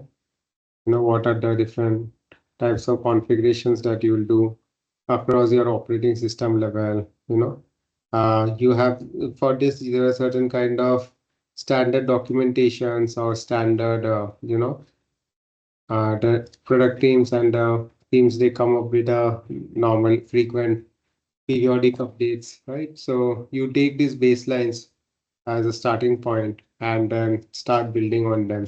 So the guidances or the reference guides, all of these you will try to use the reference guides, the guidances, to have these practices built in, and then you have these firewalls that you will be looking. So referencing them against with a lot of these teams and using them is also something that you will start doing as part of your preparation phase. And then you also plan out your training and awareness campaigns, right? So as we will keep on training, we have seen that we also try to rely a lot to bridge the gap by making people aware of it. So training plays a very important role as part the overall aspect. How we start training people, how we start defining these people, making people aware of it. And training also helps people to be updated with what is happening latest in what are some of the key learnings that has come in. Maybe some other person's mistake is a learning for us. That is what how it is being said. Someone's mistake is someone's learning, right? So that is how you do. So when you come up with a lot of these incidents, or in the latest examples that is happening, so that will also give you some kind of a reference. Okay, what are the kind of areas of improvement, what are the areas of where people have gone wrong, and that is something that should be avoided, right? So that is the most important aspect. Again, you'll see that it's being again taken care of. Then you also have uh,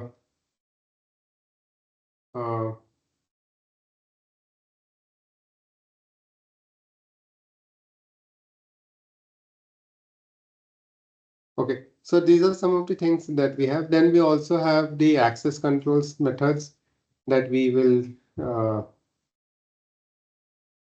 uh, you know, there are also the access controls to the information, right? So it requires a lot of verifications. What are the controls that people are having, the authorizations, authentications. Then we have seen about how we are doing segregation of duties and have the principle of least privilege, right? So those things will come in as well.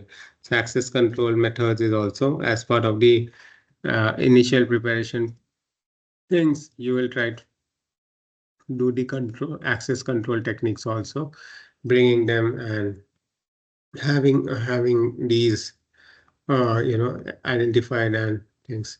So those things you will start to do, and then you define what is the level of the classification of the data, right? So based on the access on controls and the sensitivity of it, we also might be doing a classification of the data.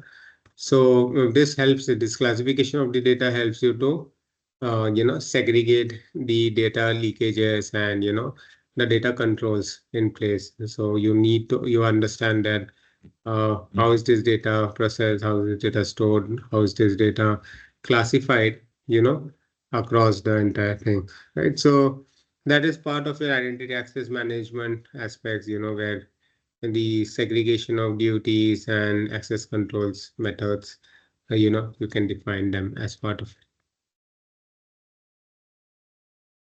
Okay. So once this preparation happens, the next area is primarily more into the risk management aspects. Then you create the team and do the response and planning. And last step is actually, where you do the response and do the forensics part of it. Okay, so preparation is more where you're trying to identify, then you'll start with your entire risk management, right? So risk management and then team creation, planning, response aspect, and what are some of these response forensics that will be following with. So what we'll do is we'll take a quick uh, 5 to 10 minutes break. We'll come back. I'll cover this last part, which is the last segment, and then we'll take some time to go through your certification aspects and questions. So that we'll do it that way. So I have just list little topic left to complete, and we'll complete that, and then I will Okay. take yours. We'll go on the certification and questions. Okay, sure. Yeah. Yeah. Thanks a lot. Okay. I'll just be taking 5 to 10 minutes break. I'll just be back. Sure, Thanks. sure. Yeah.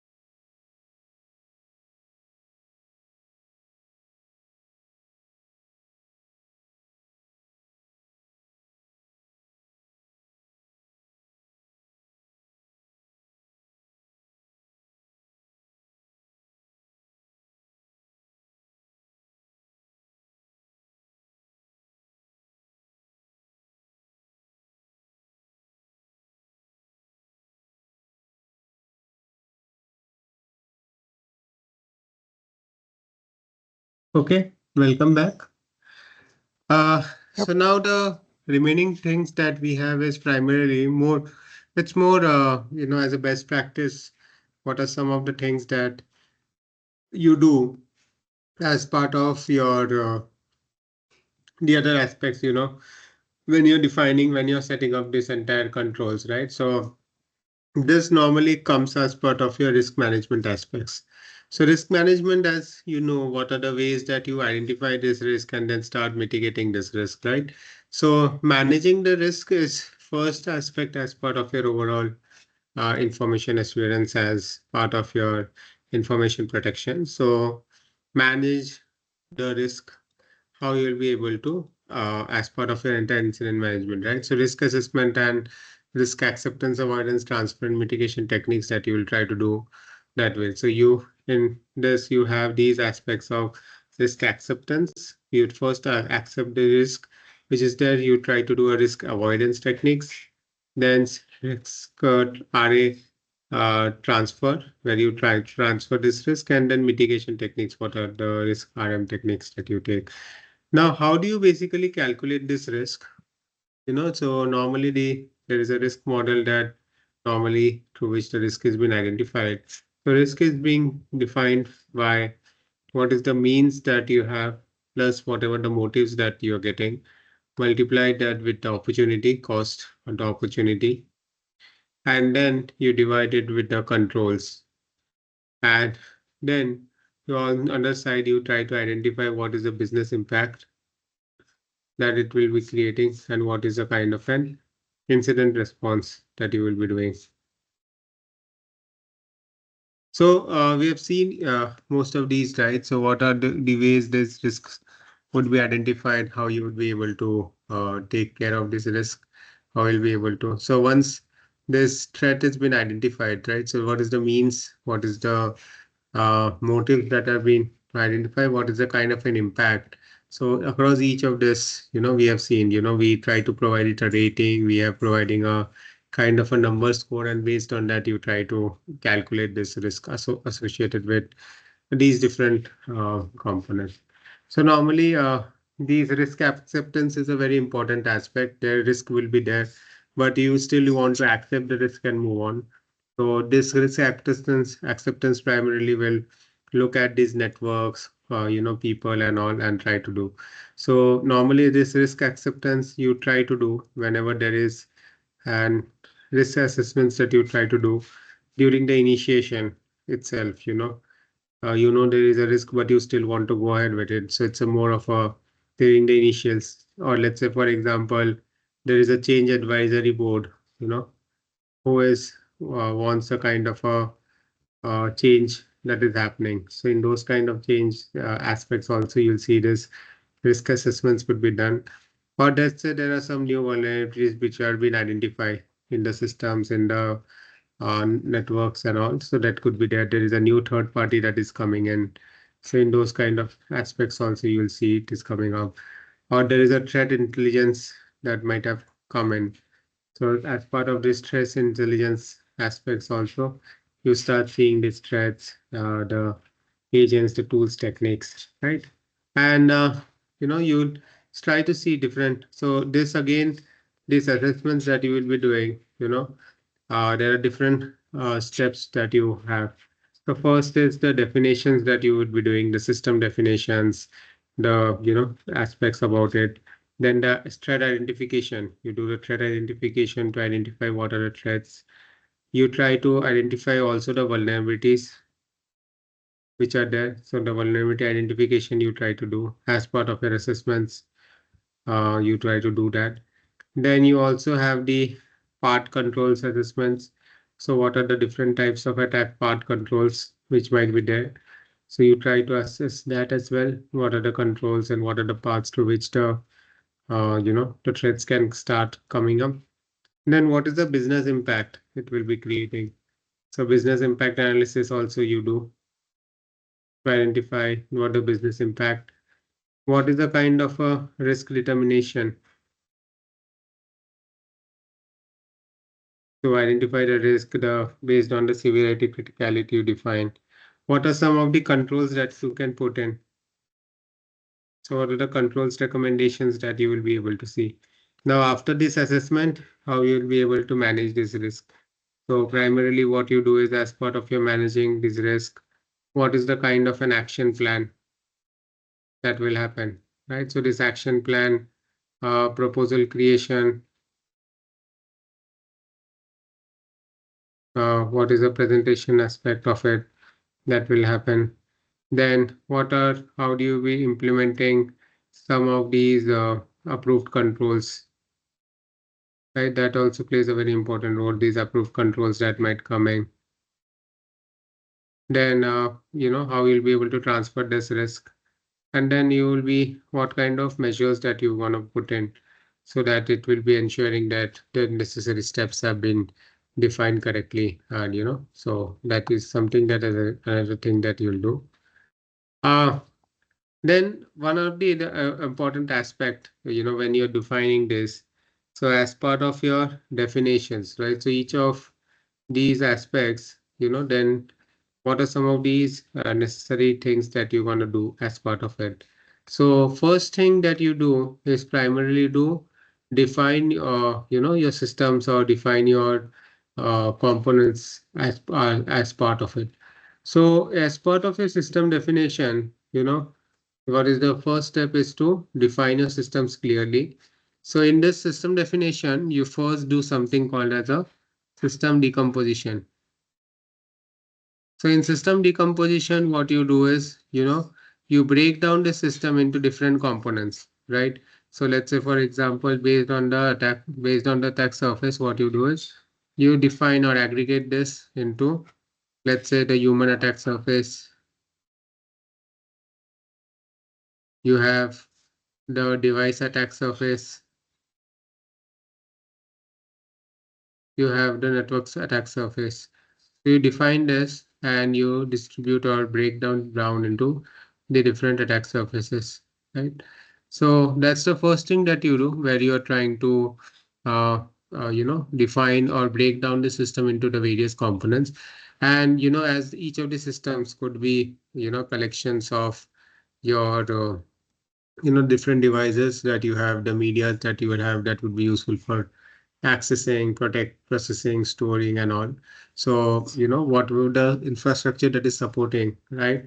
So that is also important, right? So some cases, there are certain we might have to only access some parts of the system, and sometimes you might have to access the complete systems as a whole. So system attack primarily might not be a single attack for the overall system. It might be broken up into smaller modules or an aggregator of several smaller attacks. So each of these, breaking up of these attacks will be collectively causing the larger attack, right? So it could be across your switches, across your routers, across your firewalls, across your operating systems, applications, and all, right? So based on that, how you try to define or have these. So when you're attacking these, so when you're analyzing or when you're assessing these attack surfaces, there are a couple of things that you do. You try to identify what are your entry points, where the system is receiving this information, what are my exit points that you have, where the system is providing this information to other systems.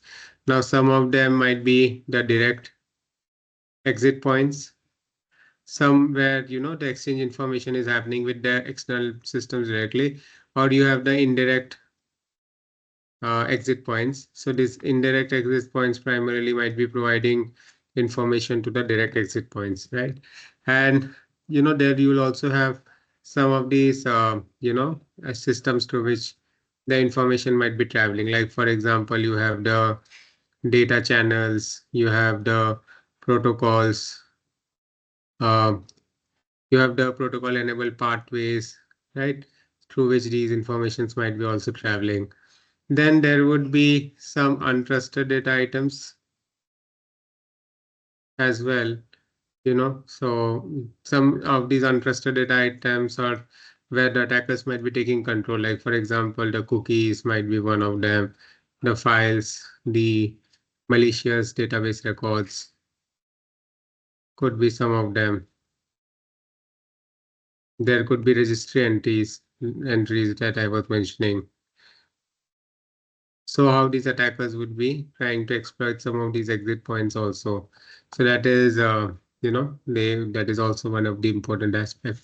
So when you're, and then, uh, you know, how you can start protect by having a strong access rights between these different points, the information transit points and the channels that you will have, how you can start defending against these untrusted data items, how you can start requiring to have a strong access rights between these subjects and objects, right?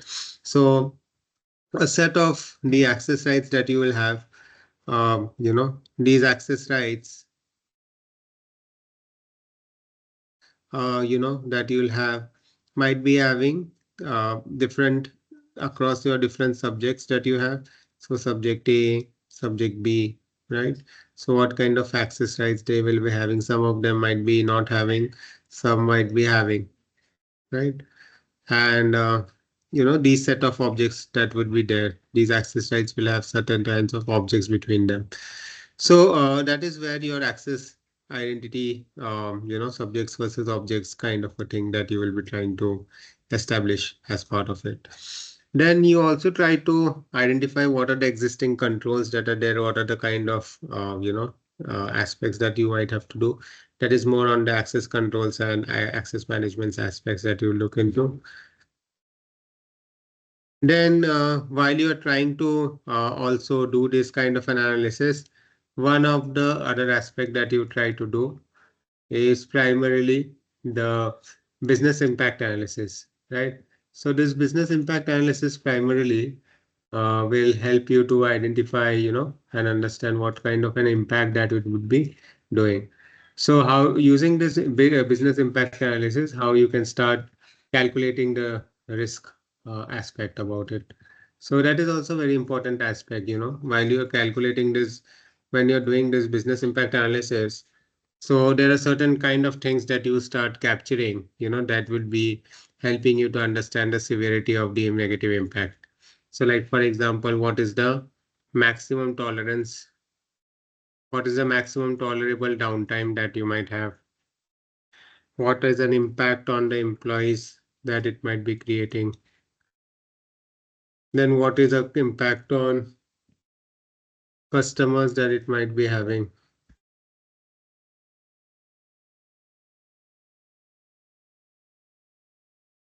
What is an impact that it might be having on your earnings as well? Because it might be creating a impact on some of these potential earning potentials as well.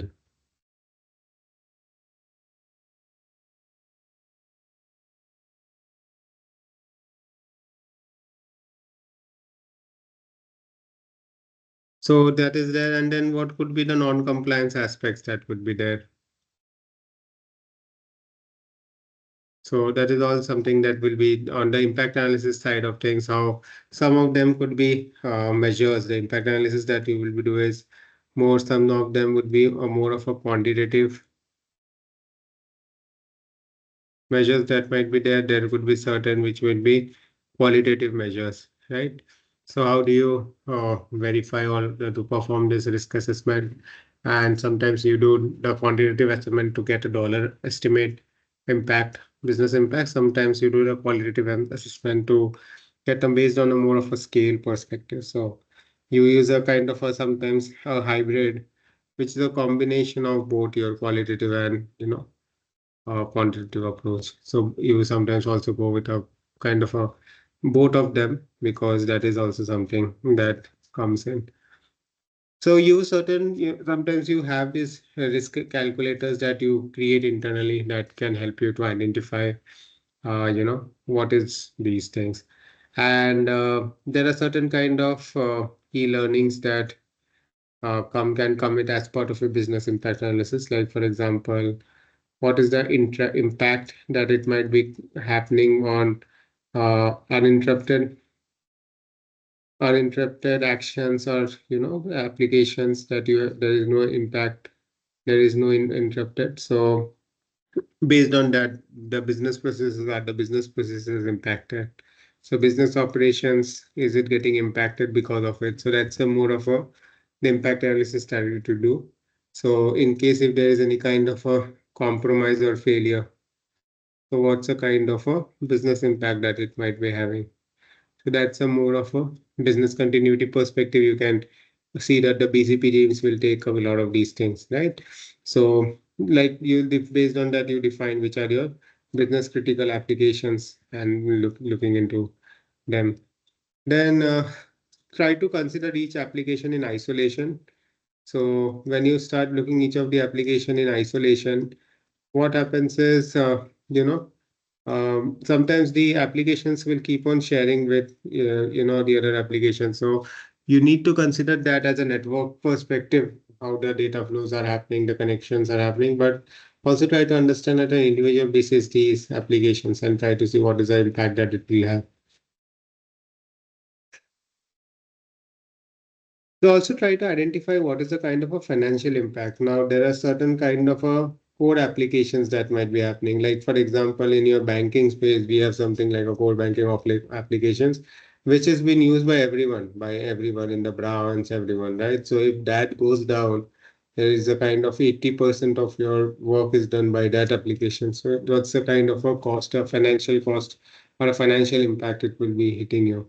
So that is something where you try to identify what is the cost of the loss of business, regulatory fine aspects, so those kind of things that you start looking into. Then you also try to see some of these aspects which are more on uh, with respect to I can say that how we are able to distinguish the applications, which are teams or used by the departments. So applications which are used at an organization level versus applications which are used at an individual or individual teams level, right? So that is also something that you can understand. So some applications, like I said, core banking might be used across, but there would be something which is used only by a certain business teams. So that is also one of the important thing. Then data center applications, you try to identify some of these data center apps. Now, sometimes these systems solutions are get ignored or get sidelined, but these are also very much critical. So don't ignore some of these applications which are whatever is the list, try to make it holistically. Then try to business impact assessment and risk assessment has to be identified, you know, individually. So you'll see that business risk assessment is a kind of a subset of your risk assessment, but it can stand on its own. So a lot of times when you're doing risk assessment, business impact assessment might not be getting considered. Should not happen. You should also give equal importance to business impact assessment as well. Then sometimes risk acceptance is considered as a business impact analysis, but that is how it is. Risk acceptance is more where you are trying to accept the risk and move on. So there is a risk that is gets reported, but at the same time, you see that from a work perspective, this is something that there is a risk, but then still I have identified that risk and I am ready to go ahead with that. So there is from a management and from a team's perspective, we will take the necessary approvals and say that okay, we will still go ahead knowing the risk factors, incorporating the risk factors. I know that there is a risk associated, but then I want to live with that risk. Then how do you then define the business impact analysis results, right? So these results are also important, right? So a lot of time this comes with experience. You try to estimate and then you start identifying what is the impact analysis of this, right? That is one more thing that you do. So once you identify this, you also try to provide certain kind of recommendations. So that is your risk recommendations that you do, your risk management recommendations, where what you try to do is these risks that you have identified, uh, you try to the whether it come as compared to your business objectives that you have, how you are able to meet the risk management, accept these levels of risk, and still work around. So what are some of these recommendations that you will do. So you accept the risk. The few things that you do is you accept the risk, you try to mitigate the risk, you try to transfer the risk and avoid the risk.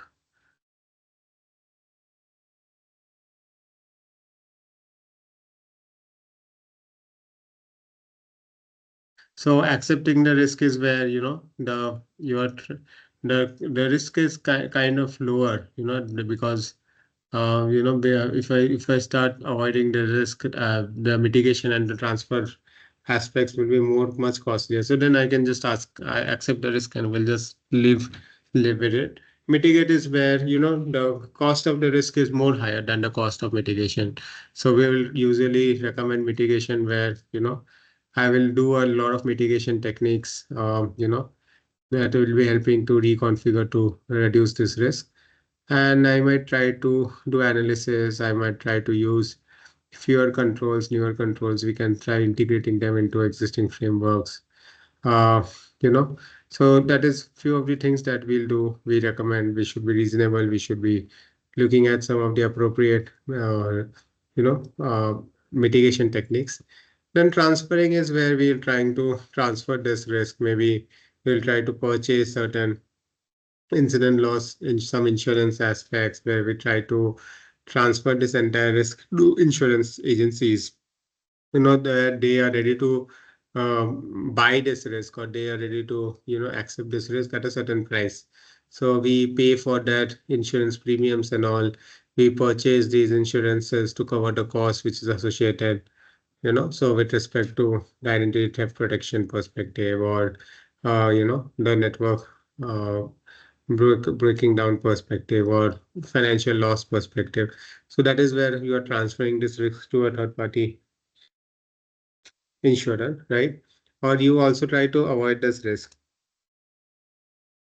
So avoidance of risk is also another thing where what you try to do is you will want to try to avoid this risk, right?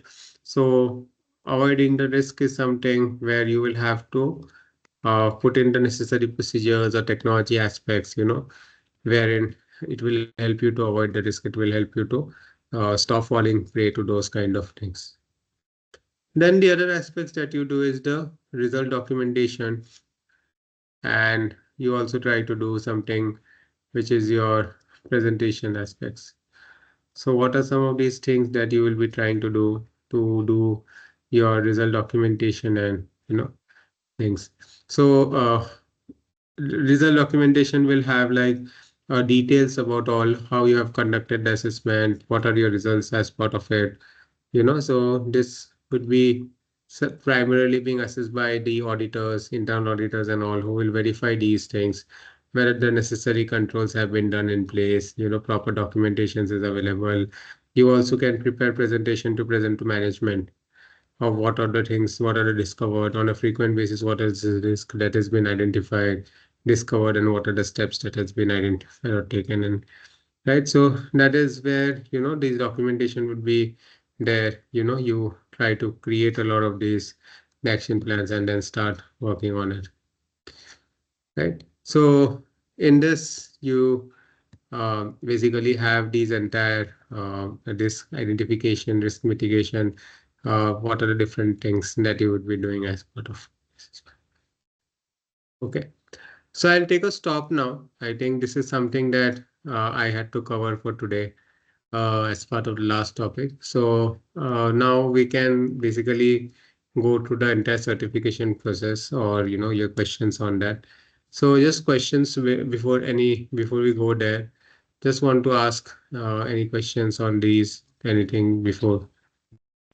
So, like just regarding this risk management and all, so like this will be the primary function for the GRC team, right?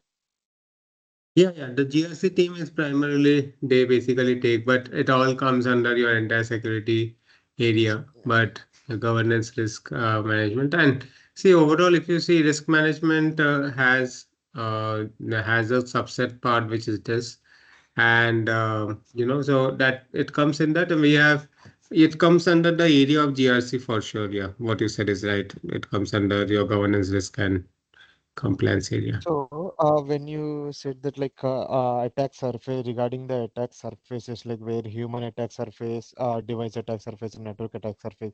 So, does that like a human attack surface include like where humans can attack on the digital data of organization or like physical data as well, like physical data or appliances also comes under this this surface. So like each of these you can see like the device attack surface, like for example, I mentioned like their operating system and all. So human attack surface is through the human processes, where these human processes would be coming in, and like that you have the network attack surface, right? So across your routers, your switches and all, right? So attack surface is more where what is the point at where the attack is actually happening, or what is the devices that is coming up across each of these layers. So we have divided that into these three layers. Okay. Okay, good. Yeah, I'm okay. There are no questions. Yeah. Okay, So, so okay, I then think I'll share my screen. yeah, yeah, sure. Sir, you're saying something, sure. No, no, I was saying, yeah, regarding your questions for the for the registration. So you can ask, what is something So, that. yeah, like I informed, like I have registered with the SANS. Okay, and whenever like whenever I tried, okay, let me like direct like this. SANS. So, when I go, where is this login? Okay. Okay, it's already there. So when I'm going for Ah, the certificate, like if when I search for the certificate, right? So GCIH.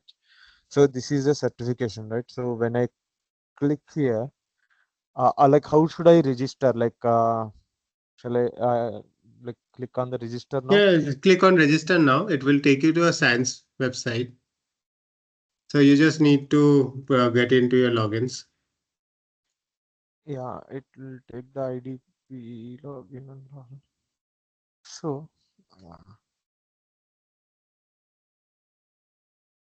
Okay, so is it yeah, this is it You like have an account because already, or how is it? yes, You I have a like Gmail okay? account, like I have created a Sans account No, with in Gmail. science you have created already, right?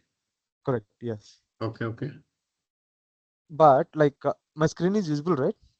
It's visible.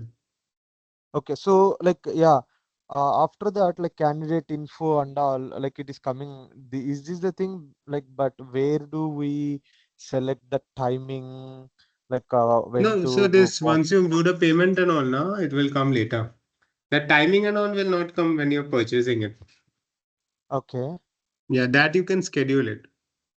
Okay, after purchasing, we have to schedule. Yeah, yeah, that will come in. So this primarily when you're doing right. This is only for the taking this when you have now when you want to buy this when you primarily want to take it, then at that time you will can register for it.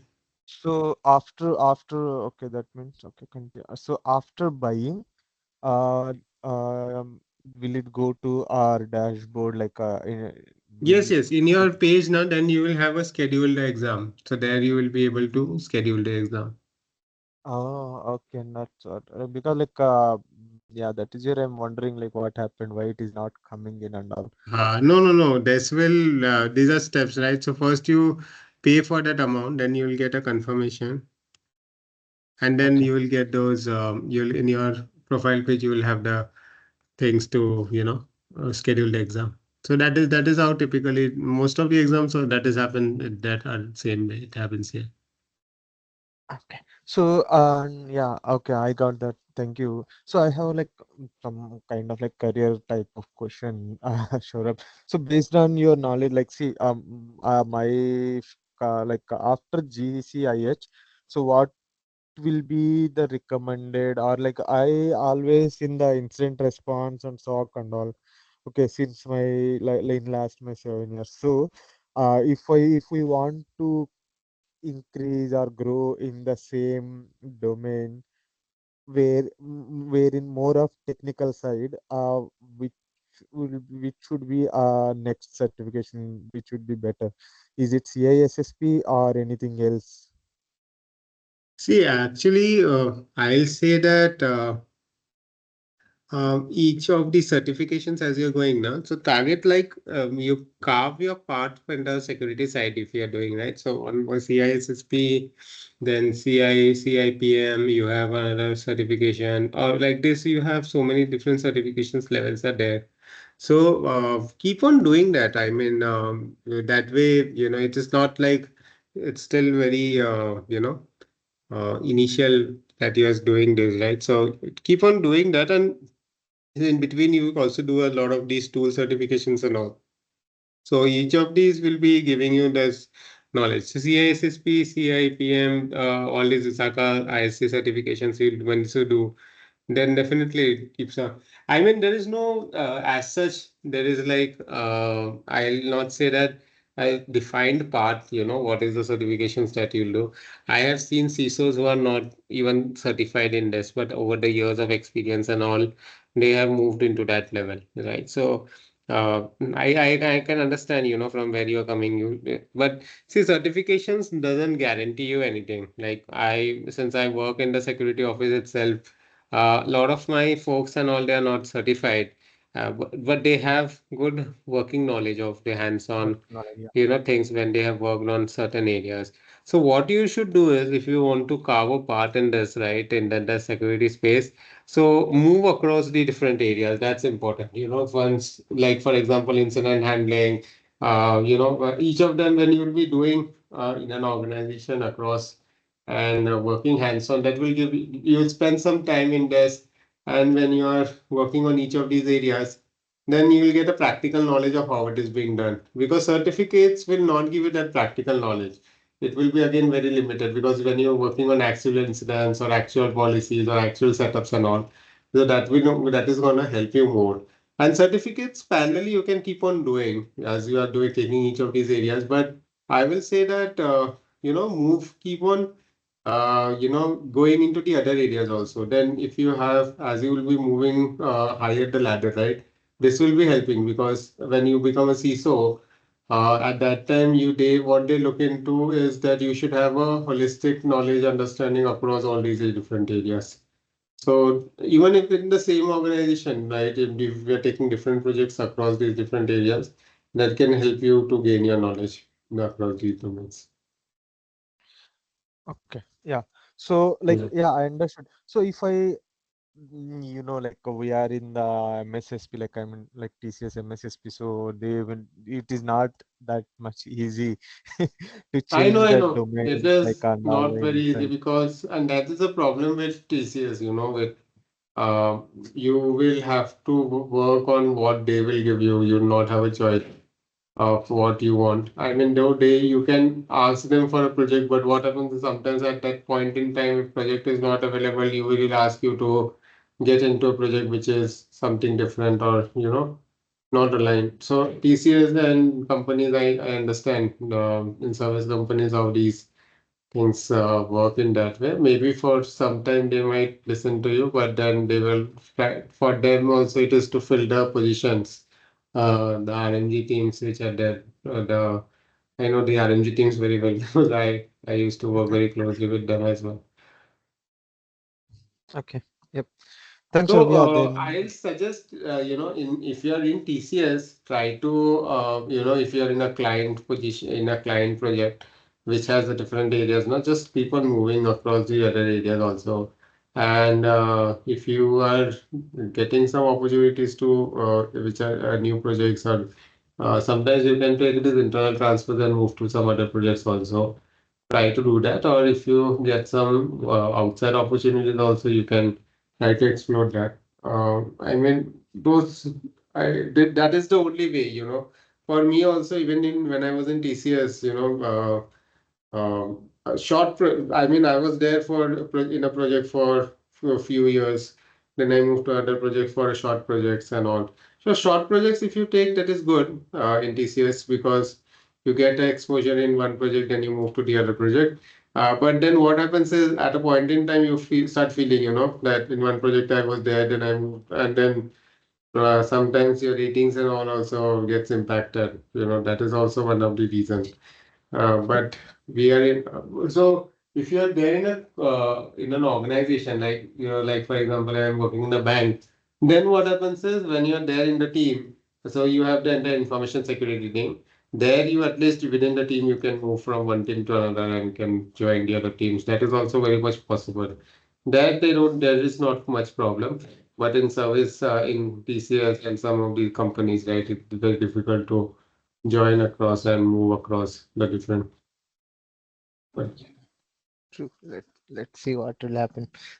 don't worry, don't be in a stress. I mean, I'll say take one step at a time. Don't get into too many things. So do that. And then I think, anyways, you are connected with me.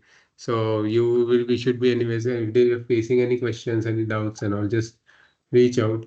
I can, I'm just stopping the recording as well. There are,